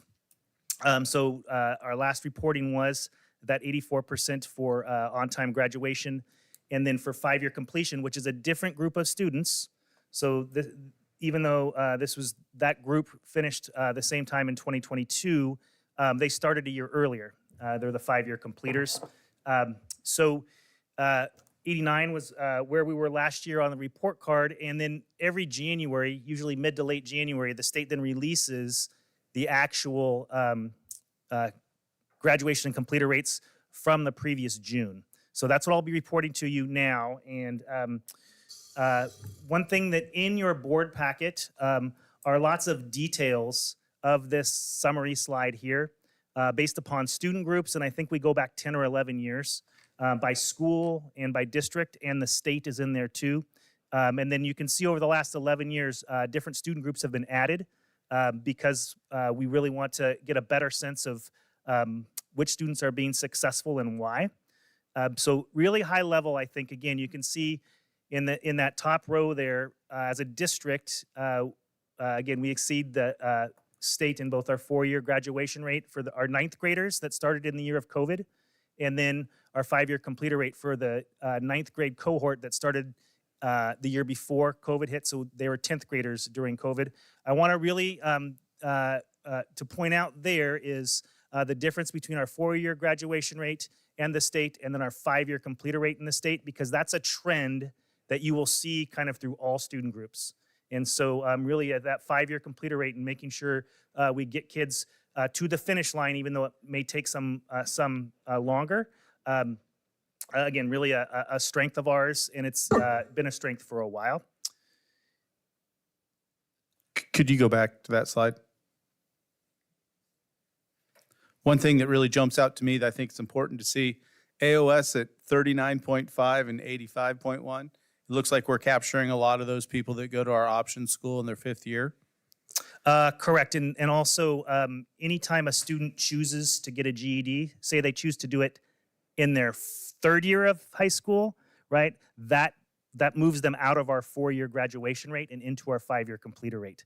So that may be reflective also of students at AOS that are finishing early, or students at either South or West that chose the GED, go right to AOS, get it, and they're off to LBCC on Oregon Promise for free. Yeah. Okay, so GED means 5 year. They don't even get included in the 4. Nope, they don't even. They get pulled out of the four-year graduation rate anytime a student chooses to get a GED. Thank you. So here, there's three pieces of data that I really want to illuminate on this slide. First is that at the high school level, we also have focal groups as a team between all three schools, and you can see them there. Our Hispanic Latino students, our students with disabilities, and our English learners during high school. And you can see, compared to all students, we have some differences there. And so the high school teams are trying to continue to understand kind of the roots of those differences, and then to try to continue to make adjustments to raise the level of performance for those student groups. The second is to point out, I pulled out one group of student CTE participants. It's in that bottom row. And you can see students in our district that just even participate. They just take a CTE pathway course. We also have data for CTE completers. in the details in your board packet, but students just take a CTE course during high school, and they're outperforming all students in four-year graduation. And again, that wider difference in the positive with five-year completers. And then the third thing I want to point out is for those all student groups, that big change and difference when we get the gap between the state and how we're outperforming the state in four-year graduation rate, and that grows in the five-year completer rate. So what that's indicating is that we don't just say you didn't get your four-year, just get the GED and go. We continue to provide robust educational experiences for students that get them to continue to want to pursue their education and to get that equivalency, or to even get the diploma, just not in that four-year time span. One thing, actually, both Caitlin and Sue had an example of their accountability details report because the state, as part of our accountability system in Oregon, used this 5-level rating system on all high-level metrics. And again, I shared this with you earlier in the year. Most of these were calibrated or benchmarked, I should say, in 2016-17. And basically, they took the mid performance in the state at that point, and that's called level 3. That's the bottom of level 3. And they created some long-term goals and as a state, and those are level 5. So level 4 is right between kind of, again, that benchmark kind of average in 16-17, and then that long-term state goal, which for, again, you can see there will be color-coded blue. Level 5 is the long-term goal as a state is to get 90% of kids to graduate on time in 4 years, and then 97% of kids to reach that either that diploma or completion after at 5 years. So as we the rest of the data slides, again, all the details are in those tables in your packet, but really want to pull out using this color coding. So you can see this is the released data the past 8 years, including what was just released in January on the far right. And the top table is us as a district, and you can see level 4 and both of those for 7 of the 8 past years. And we are, in some of these years, we're getting close to that 90% in 4-year graduation rate, and then close to that 97% in 5-year completers. Compare that to the state, and the state across all of Oregon has generally stayed in that level 3 range. So again, just in terms of a comparison of how we are doing and how we have been doing, that color coding really helps us. Just as you saw, it helps the elementary principals quickly identify what's a group of students we might be looking into giving some extra effort and support towards. Also did this is, again, this data reporting sometimes can get confusing because the state releases data on 2 groups of students at once. What we've done in the next 2 slides is kind of align those differently to look at the same group of students. So this is cohort of students, and you can see the 4-year graduation rate that was just released were students in the class of 2023, which means they were 9th graders in 2019-20, and we all remember what happened, or maybe some of us have forgotten what happened in March of 2020. And there was no 9th grade on track rating then. And again, we just reached 82% of those students. And next year, we will know what our 5-year completer rate is. All indicators is we're reaching that 93% already and should be exceeding it, which is great.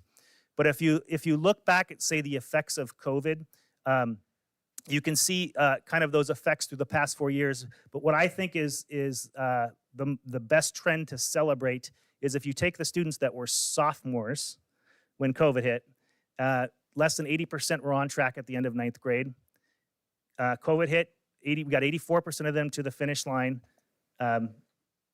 by their on-time graduation rate, and then we raised 9% more of those kids to a diploma or completion through a GED.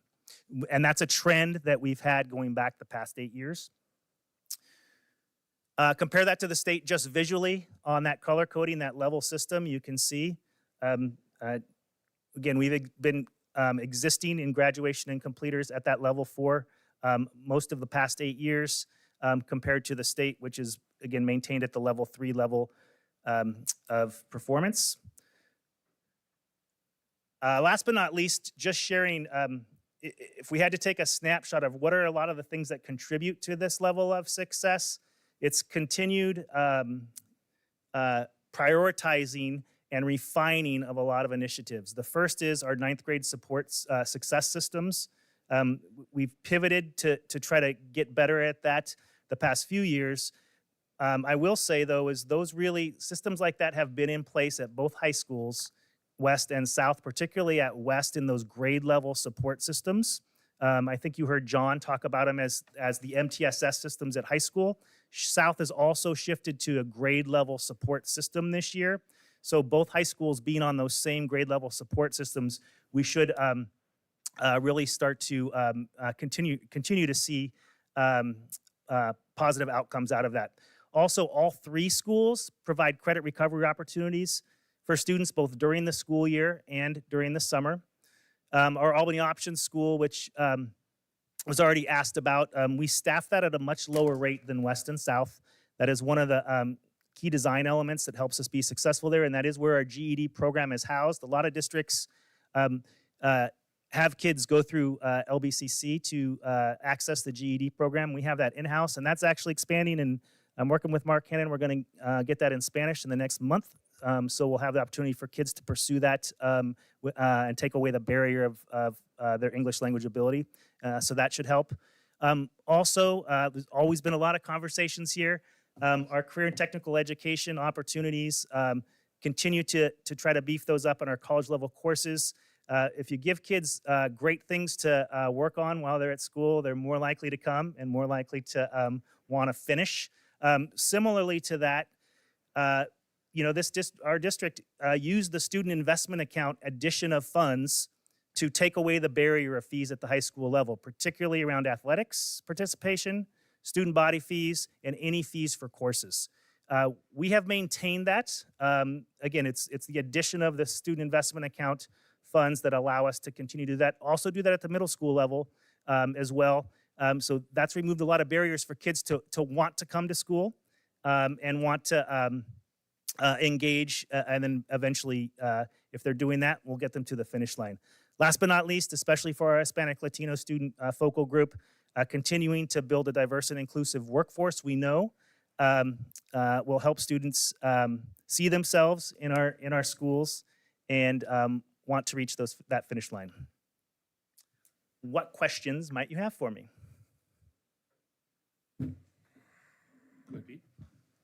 One of the things to me, obviously, first off, we Old Reserve feel really good about the fact our graduation rates, throughout the district. I think that's really important. I think in the future, having those slides so we can see the scale when the slide with the numbers there and have them against, because otherwise you got to remember what color's what. One thing that really comes up to me, and obviously this is me beating on the drum set, is one of the few times that we have yellow or bright green is our 9th graders on track. Gee, I wonder why that is. Maybe we should give them real grades in middle school so they know what to expect in high school. That would be my opinion, and I think that would really help us do better in our grades. The data just supports it. There's no getting over that. So we need to do that because that's in the best interest of our children. Mills? Well, so again, as we travel, as we now look at data and we're looking in the rearview mirror with COVID and all of that, are we measuring today with a graduation rate the same thing that we were prior to COVID? Does graduating today mean the same thing as it did prior to COVID? I get a lot of different answers on that, so it's. Can you be more specific, Roger? And I know Susie will want to answer to that, but I can answer it. yeah. So before COVID, we had students that graduated had to meet the essential skills. And so they had to meet the Oregon State assessment tests in reading, writing, and math. And we provided interventions so they could do that. And since COVID, there isn't the essential skills. Same 24 credits are required for graduation, but the essential skills piece on the Oregon State Assessment Test is not there anymore. I think that's what you were asking. That's a no. Well, is it though? If they qualify for the credits, what percent of them? I mean, it was competency tests when we were in school. Yes, I very remember- similar to competency tests, I remember Roger. freaking out about one of them. I wish I could remember which one it was. But so if they've taken the curriculum and if they've passed the class, is it 99% likely that they would have passed the? Well, I think test? that we had it down to where if they didn't meet the Oregon State Assessment Test, that our interventions were good and they were able to read, write, and do mathematics. And so I want to believe that we're teaching to that same standard today. Thank you. I kind of had a question on that. So would it be fair to characterize that since COVID, we lowered the bar and have less? I mean, I'm trying to get a sense of, we don't have the essential skills test anymore. We're still at the same number of credits, but are we teaching, do we know if we're teaching? We're teaching the same standards and the same courses. But we don't test to know if we've been successful. We do test, but since it's not a graduation requirement, students don't take it as serious as they did before.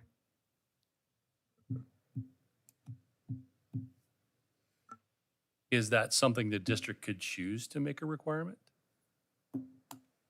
No, I would think that we would want our students to meet the same requirements as everyone else in the state. And And I do believe that we haven't dumbed down any coursework at all.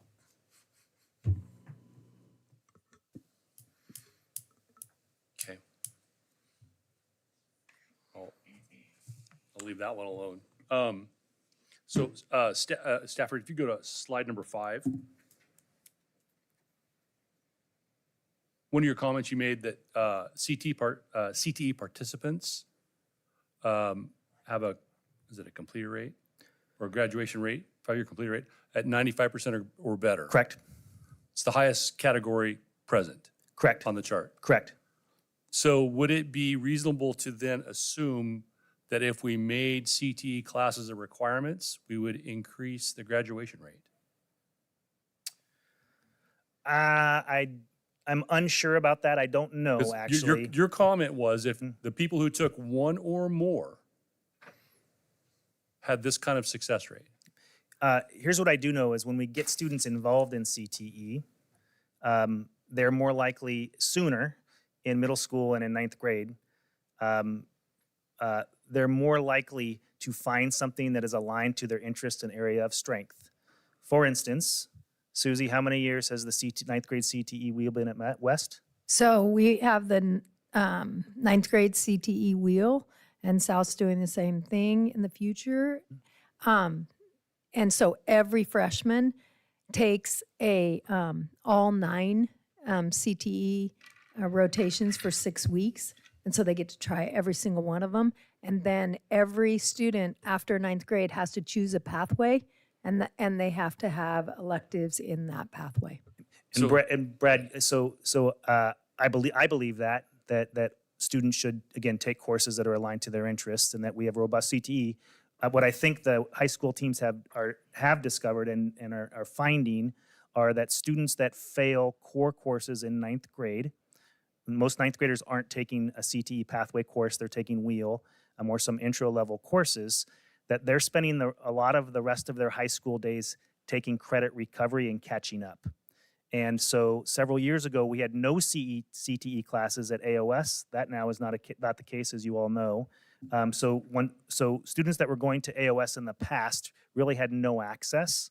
And so that, I think, is what we're trying to do, is the more we can have kids be successful at 9th grade, the more opportunities they will have in 10th through 12th grade. to take courses like CTE and even college level credit bearing courses. So I think that's really where the root of what our work is, knowing that, yeah, that high levels of success when kids do take CTE. I would also say that the 8 block, where students have 8 classes, they have more opportunities to take CTE and do interventions or retake courses. I think we all agree that we're looking for that hook that encourages the students to make them, not make them, but where they want to come to school. And that just solves a lot of our issues. Because if we can get them in the buildings, then we have a shot. And so that's kind of where I was coming from, and just because that number was so strikingly large compared to all the rest of the numbers. 100% Yeah. statewide. Yep. And so I just, want to see that we're maximizing that and that we're taking a good, serious look at exposing kids to something, like I said, I didn't know about the wheel CT programs. That gives them a great exposure to a lot of different pathways, and maybe they'll find something that sparks the interest. Absolutely. All right. Anything else, guys? I have other things, but not Oh. as. Not for Stafford? Not directly to this presentation, no. Okay. Well, yeah, we're not done, but we're just moving on. Okay. Thank you all. Boyd, thank you. Thank you. Now I've got to get back to my.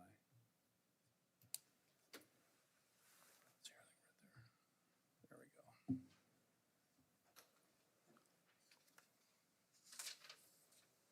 go. All right, Mr. Bolin.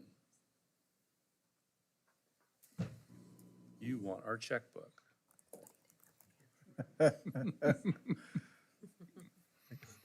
Goes around in my family. Based on these board policies, it's not your checkbook, Mr. Chairman. Good point. The district's checkbook. Thank you for that correction. So I ahead, want to Mr. bring two gentlemen forward, Steve Duke and Lauren Stanley from our district. So last meeting, I introduced to you the Sunrise Mechanical Project. You gentlemen got into some questions that I couldn't fully answer at that meeting, so we brought this back to you this meeting. I brought the experts with me tonight. These gentlemen have been engaged in this project for the last 6 to 8 months. Steve Duke has been with us for quite a while. He's with Triple Wellman. He did successful projects in North Albany, Waverly, and South Shore. South Shore probably being the biggest, right, for you in the district. Those have been outstanding projects for us. Lauren Stanley came to us in June. You haven't met him yet. He's our Director of Facilities. A lot of the comments that you folks have made to me about grounds and responding to work orders, this is Lauren Stanley's work. He's been outstanding since he's been here. Comes from Silver Falls School District, Okay. and has been done an outstanding job for us.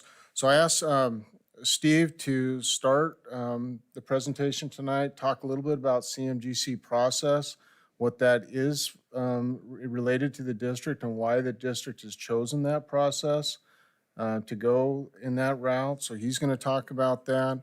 Then I'm going to ask Mr. Stanley to cover the scope of the project at Sunrise, and then for Steve to come back and answer any questions you have and review the bid document with you. So I'll turn it over to Steve now. Okay, well, thanks for having me today, gentlemen and ladies. I'm talking from a contractor's point of view, so bear that in mind. But so Triple Wellman, we specialize in educational buildings, K through 12, some college. So that's kind of our bread and butter as a contractor. We do other stuff, but that's mostly what we do. So from my experience across Oregon and Southwest Washington districts, the CMGC process has become more popular for most districts on a couple of different scenarios. Probably the first one that we're not dealing with today, districts that have been burned by the hard bid process, where they've had a very unpleasant experience. They've kind of migrated to CMGC. Salem-Keizer is a classic example of that. In the 2020 or 2002 bond, they were all hard bid. Now you fast forward to their current bond, probably 90% of it's CMGC. So that's a prime example of that. In your case here, what we're dealing with on all the projects that Triple Wellman's been involved with and some of your other ones with other contractors, you've selected that process because of the complexity of the project, meaning that a hard bid process, design bid build, puts you at a lot more risk as a district for things to go wrong during the construction process. a summer, I call it, in the industry call it 10-week wonder. That's where we're taking school, remodeling it heavy in the 10 weeks that you don't have school. Those projects tend to be very complicated, especially when it's a full mechanical, electrical upgrade. And when you do the hard bid process, you may come, a lot of times you'll come into challenges that can't be rectified in that 10-week period. So it slows down the process of getting issues resolved when it's a hard bid. A lot of times because the contractors are just an open market, you're not putting restrictions on it. You know, it could just be anybody. They might not have the horsepower or the expertise to resolve these issues in a timely manner. And this is probably the reason why you as a board back in 2021-22 decided to put the 3 projects that we've already done with an option of these other 2 projects as a CMGC process because of the complexity of the projects. Questions related to that?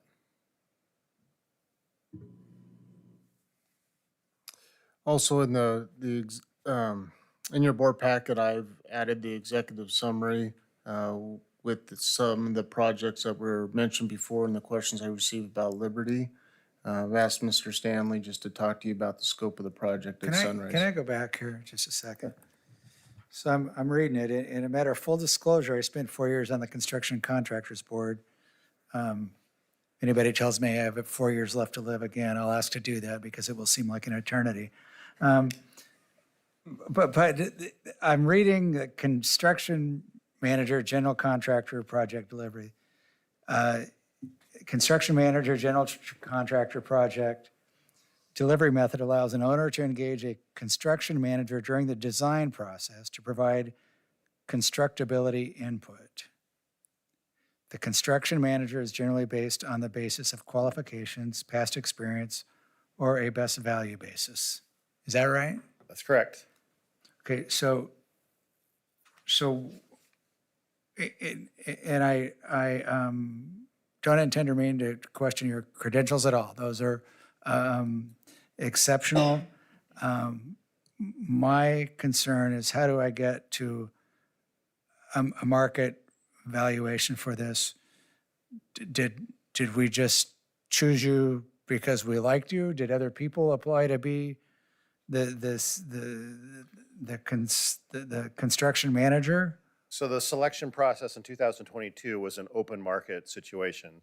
So you as a district went out to the public, advertised the project, provided a synopsis of what the projects would be, and asked qualified firms to present their credentials and their fee structure based on the scope of work. And so we presented that, and we were the awarded contractor based on our experience and our fee structure to do the work. As far as the overall cost of this project or any project before it, we were still required to publicly bid that work, the work scope out. Great. What's your fee? My fee on the original one was roughly 6.99%. And on this project? I think it's 8. Okay. Thank you. Yes, I can. So on here, and this is one of my pet peeves, see if I'm wrong, but it says that we're doing some HVAC work. Correct. Would you please define what HVAC is? We're upgrading the heating system of the school. No, what HVAC stands for? Heating, ventilating, air conditioning. Are we providing any air conditioning? You to are these not. schools? Can we please stop using the acronym? It is not HVAC. I want to make sure this is clear. It's air handling. That's correct. And it if you go is. down below, and it's called an air handler down below, but yet we keep referring it to HVAC, and it's not. But we wish. But we wish. And so I want to make sure that people understand they are not getting air conditioning in the They're schools. not. They are getting cool air from the outside pumped in. Well, air handling. In an economizer mode, correct. Yes. And So, that, Mr. Wilson, we've tried to address that in my executive summary. Mr. Stanley and I kind of went through that, and we're trying to change that acronym when we're talking to HV, so you see the HV in there instead of HVAC. So we're working towards that as well. But it Okay. is an industry norm to call it HVAC, and it really isn't. So we're working to change our language there too, so it's not confusing. Correct. Thank you. I just, yeah. Like I said, I warned you. It's my pet peeve. Yeah, It's not right, so. I asked the same question. So Mr. Stanley's going to cover a little bit with Sunrise and the scope of the work real quick for us. Okay? Okay. Good evening. So, Sunrise is a very complex project, as Steve shared, and engaging them early on in the process was really helpful to be able to help with the design, point out any design flaws that we might see. The basic scope of this project involves demolition of the existing steam system air handlers that are currently located above the ceiling in what they call penthouses, but they're not really penthouses because they don't have doors. They're just a raised roof area. They're very tight spaces. Demolition of the existing steam boilers and all associated steam supply, condensate return piping, demolition of the current existing pneumatic heating control system throughout the building, and demolition of existing exhaust fans, demolition of strategic ceiling areas under those existing air handlers so that we can facilitate removal of those air handlers. It also involves, as far as installation, installing 12 owner-supplied, contractor-installed these are HVUs, or heating ventilation units. Thank you. With hot water heating coils. 7 of these are multi-zone units serving 2 classrooms each, so we're serving 14 classrooms. Units will utilize some of the existing ductwork, but there will be a lot of new ductwork at the transition where these HVUs come through the roof system. They also have variable air volume boxes with hot water reheat coils and airflow control dampers for each classroom. In addition, single zone units which will be installed that will serve the library, the cafeteria, the kitchen, the gym, and 1 gas-fired unit on the main office. Also involved a complete retrofit of the boiler room and install 3 owner-supplied, contractor-installed hot water condensing boilers, circulation pump systems to provide heating water to the new systems throughout the building. In addition, there will be installation of a new roof access ladder for safe roof access, installation of a complete new hydronic heating loop piping system, and circulation pumps throughout the building. Installation of a complete new direct digital control system, or DDC control system. So,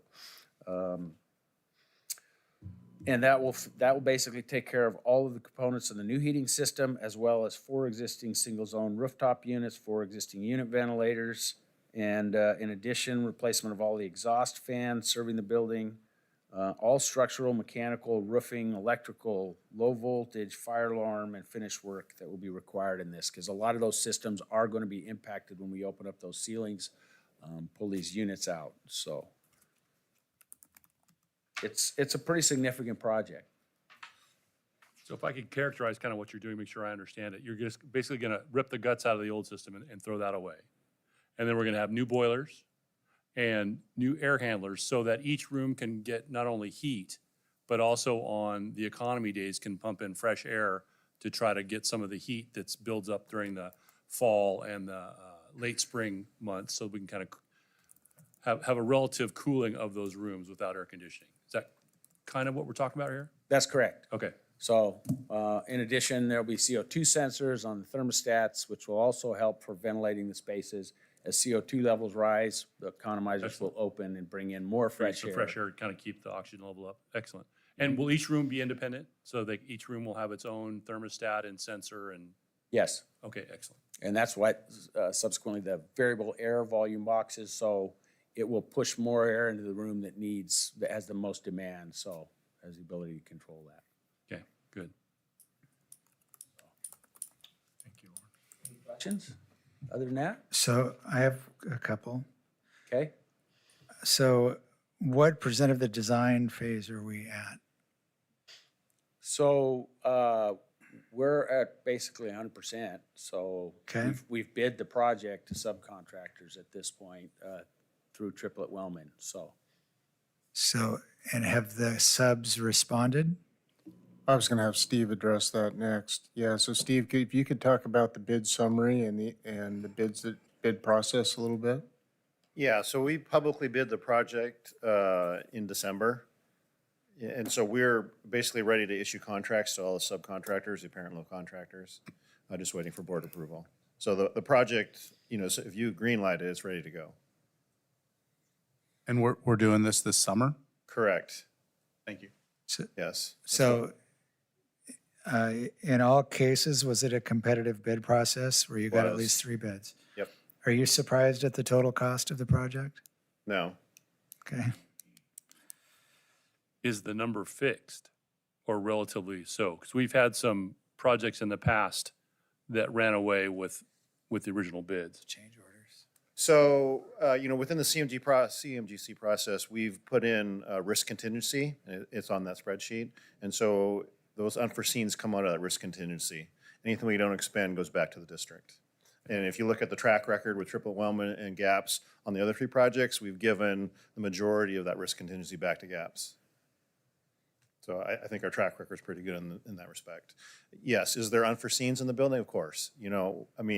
For me, my biggest risk right now, the unknown, is hazardous material abatement. We think we're pretty good, but we haven't opened up the walls yet. We don't know. So we won't do that, maybe a little bit of spring break, but really we probably won't do it till June 17th. And that's a big risk for me, and there's some expense there. But on the flip side, it's a relatively small scope, so it's manageable.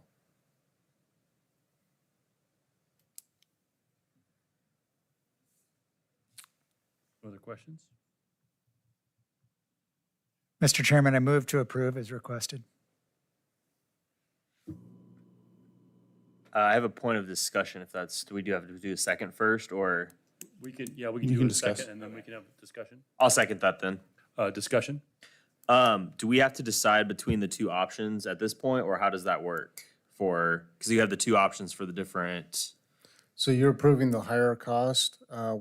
At this point, we're gonna go with the DISTAC controllers. This gives us greater flexibility for contract support after working ourselves out of a single vendor supplier for those. Okay. Yeah. I have one more question. Did you include local contractors in the solicitation to bid process? Oh, yeah, always. We always advertise locally. And we try to use local contractors as much as possible in every district. Yeah, we're very aware of where the funding comes from, so. Any further discussion? We have a motion and a second. All in favor? Aye. Any opposed? Motion carries. Thank you, guys. Appreciate the. I want to Like, thank, sorry, one more thing, just since I have your attention. Please continue to promote, the STEM programs as a general contractor, as us in the industry. It's very important for us. I think you guys all know this, but in our industry across the board, a lot of our old guard's retiring. And a lot of the new kids that are coming in don't have those skill sets that they need to be successful in our industry across the board. Whether that's, the people hammering the nails, the electricians, all that stuff. The STEM programs have really made a big difference. We've noticed that in the last 3 years. All the districts that are promoting that, we've seen a lot better results. So please continue to do You that. may have just stepped in it. I know. No, this is one of my pet projects. And Andy knows where I'm going. We have just set up a CTE table at South Albany High School 1 day a week to have companies come in and present to the students some career paths from graduation. And I would like you to come down. We offer that. Excellent. So So if, I've done that to every district we go and work at. I love Marvelous. to do it. marvelous. So, yeah, Yep. just You get have a hold of me and been do it. But, yeah. volunteered. No Excellent. problem. I'll do have it. Dave get a hold of you and we'll get you set up with the time and get that set up. Sure thing. Thank you. Thanks. Mr. Wilson, can I add one more thing? First, thank you both. And I also want to plug, I didn't in the beginning, our HVAC team has been great at working with these 2 and the design process. They haven't been intricately involved with the process before, and they have so more on this project. So I foresee less problems with this project because of their involvement, but I wanted to thank them as well. They're a great team, very knowledgeable, and they've had their hands on these plans moving forward, and I really appreciate their support with that. Great team. And Lawrence, thank you for all the work you're doing, keeping the thank you. schools nice. I mean, Dave takes all the credit most of the time, so I'm glad you're here to finally, to Yes. finally get a little credit for all the work you've done. Thank you. And it's not me, once again. It's your there's a team. great team in Yep. this district. I feel very fortunate to have such a great team to work with in all of our departments. And they really care about what they're doing. They know why they're here, and they're here for the kids. And so Please thank your team from all of us on the board. We really appreciate it. We hear great things. Things are going really positively. Even the teachers, when we did our walk around, had mentioned how much faster things are getting taken care of and the work orders are being completed. So your team's done a magnificent job. Thank you so much. And it's being noticed. Thank you. All right, thank you.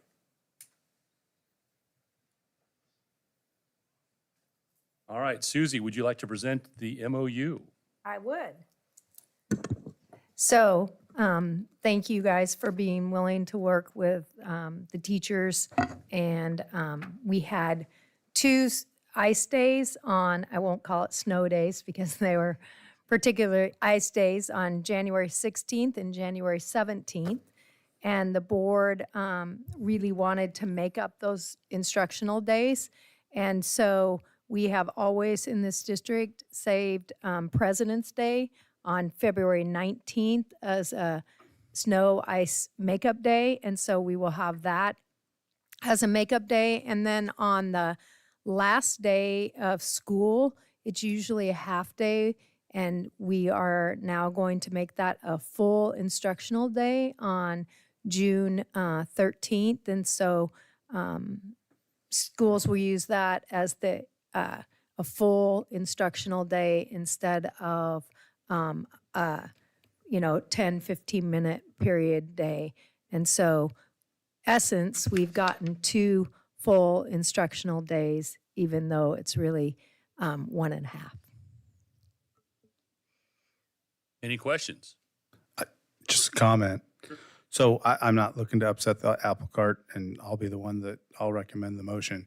I mean, in all seriousness, we know the last day is the last day. There's not much academics going on. Right, but it's going to be this year because they're going to move the finals day to the last day at the high schools and middle schools as well. And then the elementaries are going to do something where they can do a full day. So we will have a full day of academics, I can ensure you. I'll be interested to ask my kids if they have finals on their No. last day. They will. There Okay. is always a last day. Right. Oh, I know, Right, but that's whenever why, there it's is a part of the reason we The have half day finals last has day. been the day before because you need that 70-minute class period Right. to do finals, and we didn't have that time. And so the last day was not a huge instructional day. And I can assure you that everybody is excited about it being a full instructional day. Maybe not students as much, Right. but staff is. Okay. And I just want to thank you for working with the union. No. Because I think if we can build trust between the board and the union, which I think we have done a really good job of, and I just want to thank you for that, giving them an opportunity to say, yes, we're in favor of this.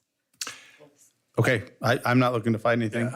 I just want to recognize Director Mattingly for his heads-up play at the last meeting, pointing out that there is language stipulating a half-day, which required the MOU to change. 100%, Ryan, because I had never seen that before. And you caught that, and I really appreciate it. And it makes for a better day for instruction. Well, one thing, since we are bargaining with Certified, we might ask them if they would prefer to have the last day be a full day as opposed to a half day. I know there was some discussion that Susie and I had that they might prefer that. I'm not saying that we would require it. I'm just saying it could be a discussion point. So Absolutely, it So could be. perhaps that could be brought to them, and if they're in favor, then we could talk about it. Yes. Okay. I move to approve memorandum of understanding as presented. Second. Any further discussion? Glad we've got that board person Mattingly on this board. Me too. He knows what's going on. All in favor? Aye. All opposed? Updated school calendar. This is just doing exactly To what you talked codify- about. Yep, to codify, yep. So I will move to approve updated 2023-24 school calendar as presented. Second. Any discussion? And you'd be happy to know that the calendar committee is being reconvened, and so we'll start those meetings next week and have calendars to you in the near future Are for we, next year. are we looking just to have one ice snow day in prep, or are we looking to try to do more of that in the future? Forget it. Let's move on. Let's Got a vote on motion and a this. second, I think, and we're having discussion here. Well, we have first, second discussion. So we have a motion on, I believe it's been first and seconded, hasn't it? Yeah. Yeah. All in favor? Aye. Aye. Any opposed? Financial audit. Ms. Knopfler. Good evening. Yes, finally. Yeah. Presenting to you the 21-22 audit. So next week we'll get the 22-23. So it's a first for me to have 2 audits in 1 month. But there are comments by Polly Rogers Auditing Firm in the audit that require the board to approve the corrective action plan that I presented to you. And I don't know if you have read through those comments. Most of them relate to things that occurred before I even came to the district. And they have all been, we have policies and procedures in place. The biggest one was the bank statements not being balanced. You can't start an audit until they were balanced. So we started 6 months late. And that was a huge issue. Now we have someone who balances the bank statements every month. We're on time, which means everything else is on time. The P cards are on time. All of the, everything has to be done for that bank statement to be balanced timely. So we definitely have internal controls and processes in place. And so I don't know if you've read the corrective action plan. Every one of them, I said no further action is required on the part of the district, because that's true. At this time, you know, a year later, there really isn't any action that is required by the district. Did you have anything in here that surprised you or you weren't suspecting? I don't know that you want to ask that in public. It's slanted against the district, so I didn't appreciate that, but that's the way it is. Okay. I appreciate Jane's first day on the job. She came in and said, "Can I talk to the other auditor? We haven't had the bank accounts balanced in 18 months." And I really wanted to get between her and the door. It was going to be a huge job. I appreciate her persistence and overcoming that. I agree with Jane. We will probably put together a letter and respond back with some factual difference in how we understood how this came to be. We can't, of course, respond back to some of the stuff that was before us, but we can respond with what we did once we discovered where we were. I'm just really thankful that we're getting on a financial plan. You know, one of the things that was most distressful to me coming on the board was how loosey-goosey the finances were. You know, we were not doing what we needed to do, and that was shocking to me when we came up on the board. I think it's really important to acknowledge that we are on track and we're doing well, and we have some financial accountability and tracking now, which really, if you're watching the news, allows us to be in a lot better spot than a lot of other districts around here. It would have been even better had we had some better accountability prior to, 3 or 4 years ago. Yeah, and I want to add on to that. My understanding is you're creating systems. You're not just coming in and doing it because you know how to do it, but you're coming in and creating systems so that even if you're not here, it continues to be done the right way. And I think that's really important. That's correct. I still have some work to do, but Yeah. I have a good team and they want to do really good work. Yeah, good, awesome. Just keep coming back.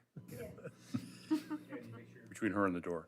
No, I just want to say that we really can't say it enough, how much we appreciate all the people at this table and the changes that we have been able to accomplish and the growth we've been able to manage. I know Pete and I occasionally get a little bit frustrated. We're private sector and we think everything should be done yesterday. And it's not the reality. And so taking a moment to thank each of you, I really appreciate you being here, really appreciate your support of Andy and helping the district. And I know together we're going to do great things. Thank you all. I'll move to approve corrective action as presented. Second? All in favor? Aye. Any opposed? Future agenda items. I think Mr. Pete has some comments. I want to talk about the policy IKA-AR grading procedures. And I am going to call for a vote next meeting, February 26th, to check something off the second page on it. On there, it talks about middle school level. The district will use a 100-point scale, but the lowest score will be a 50. I will bring some new language that I think will help us be ready for on track in ninth grade and help our students be ready for high school and their life beyond. Just giving everybody a heads up. And I don't, when I say future agenda item, I honestly mean next agenda, but and I'm gonna tread carefully here, because trust me, I understand the issue. But I think I'm a little concerned about how expensive Fairmont's getting on a per kid basis. And I understand that certain kids are pretty expensive, but I mean, people know I understand it, right? I started the big program.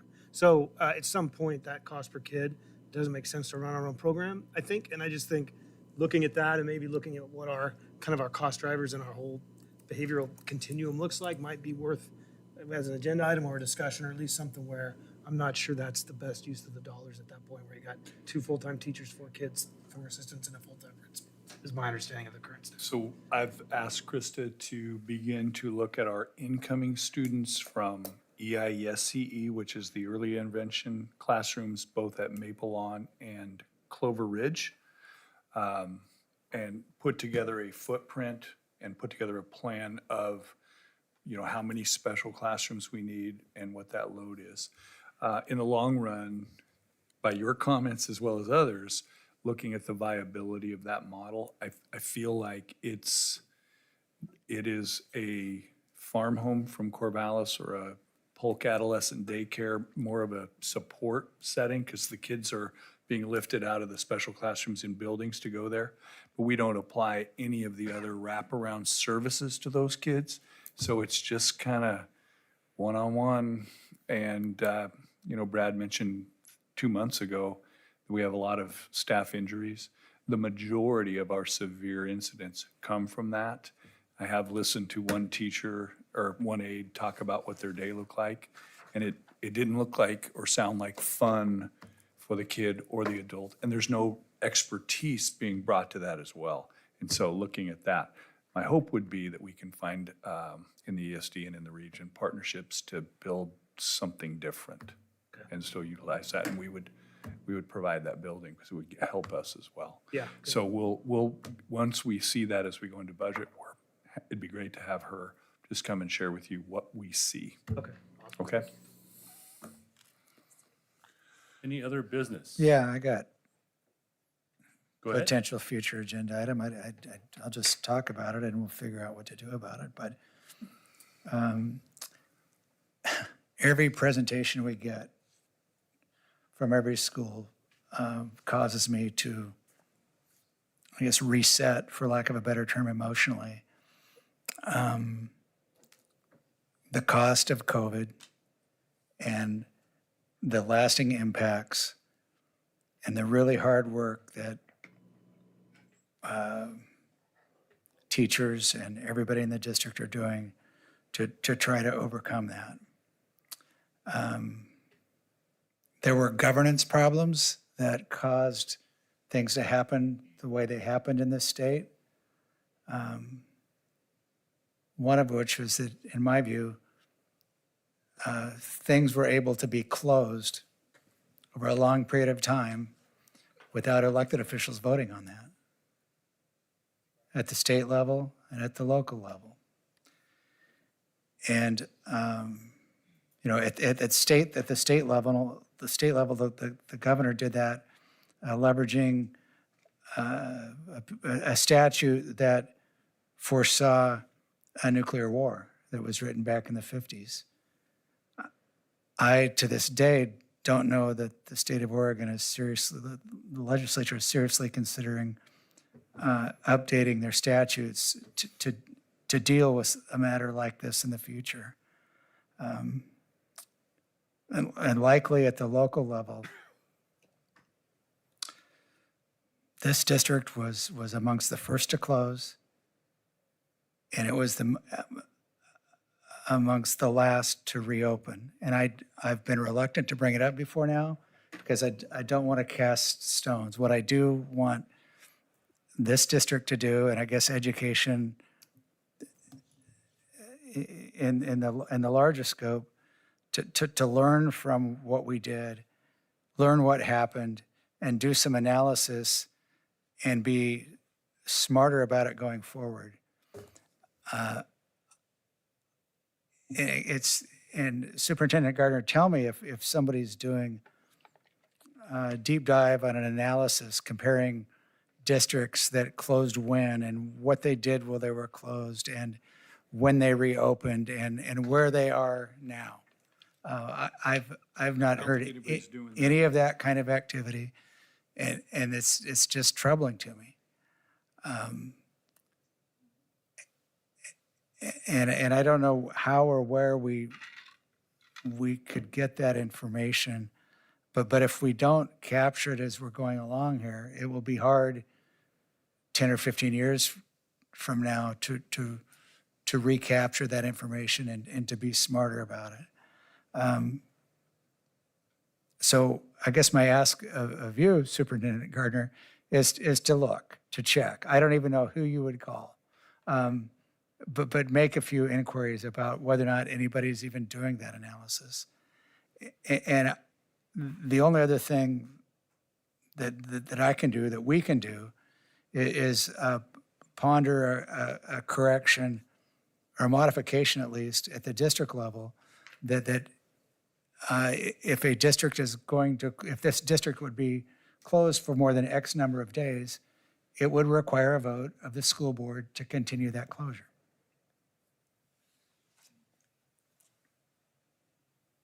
Don't know when to bring it back, when to put it on the agenda. We need more information.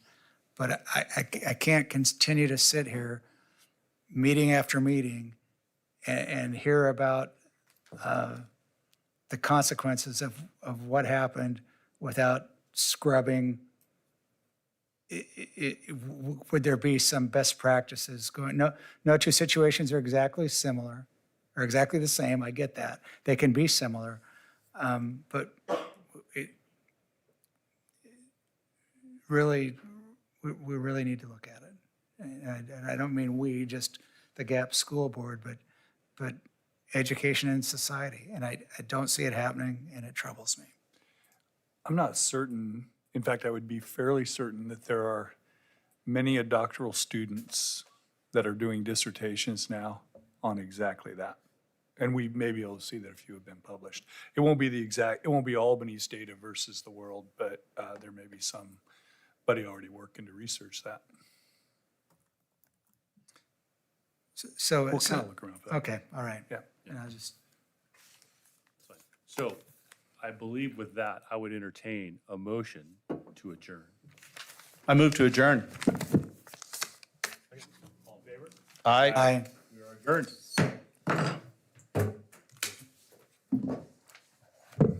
Everybody's stunned.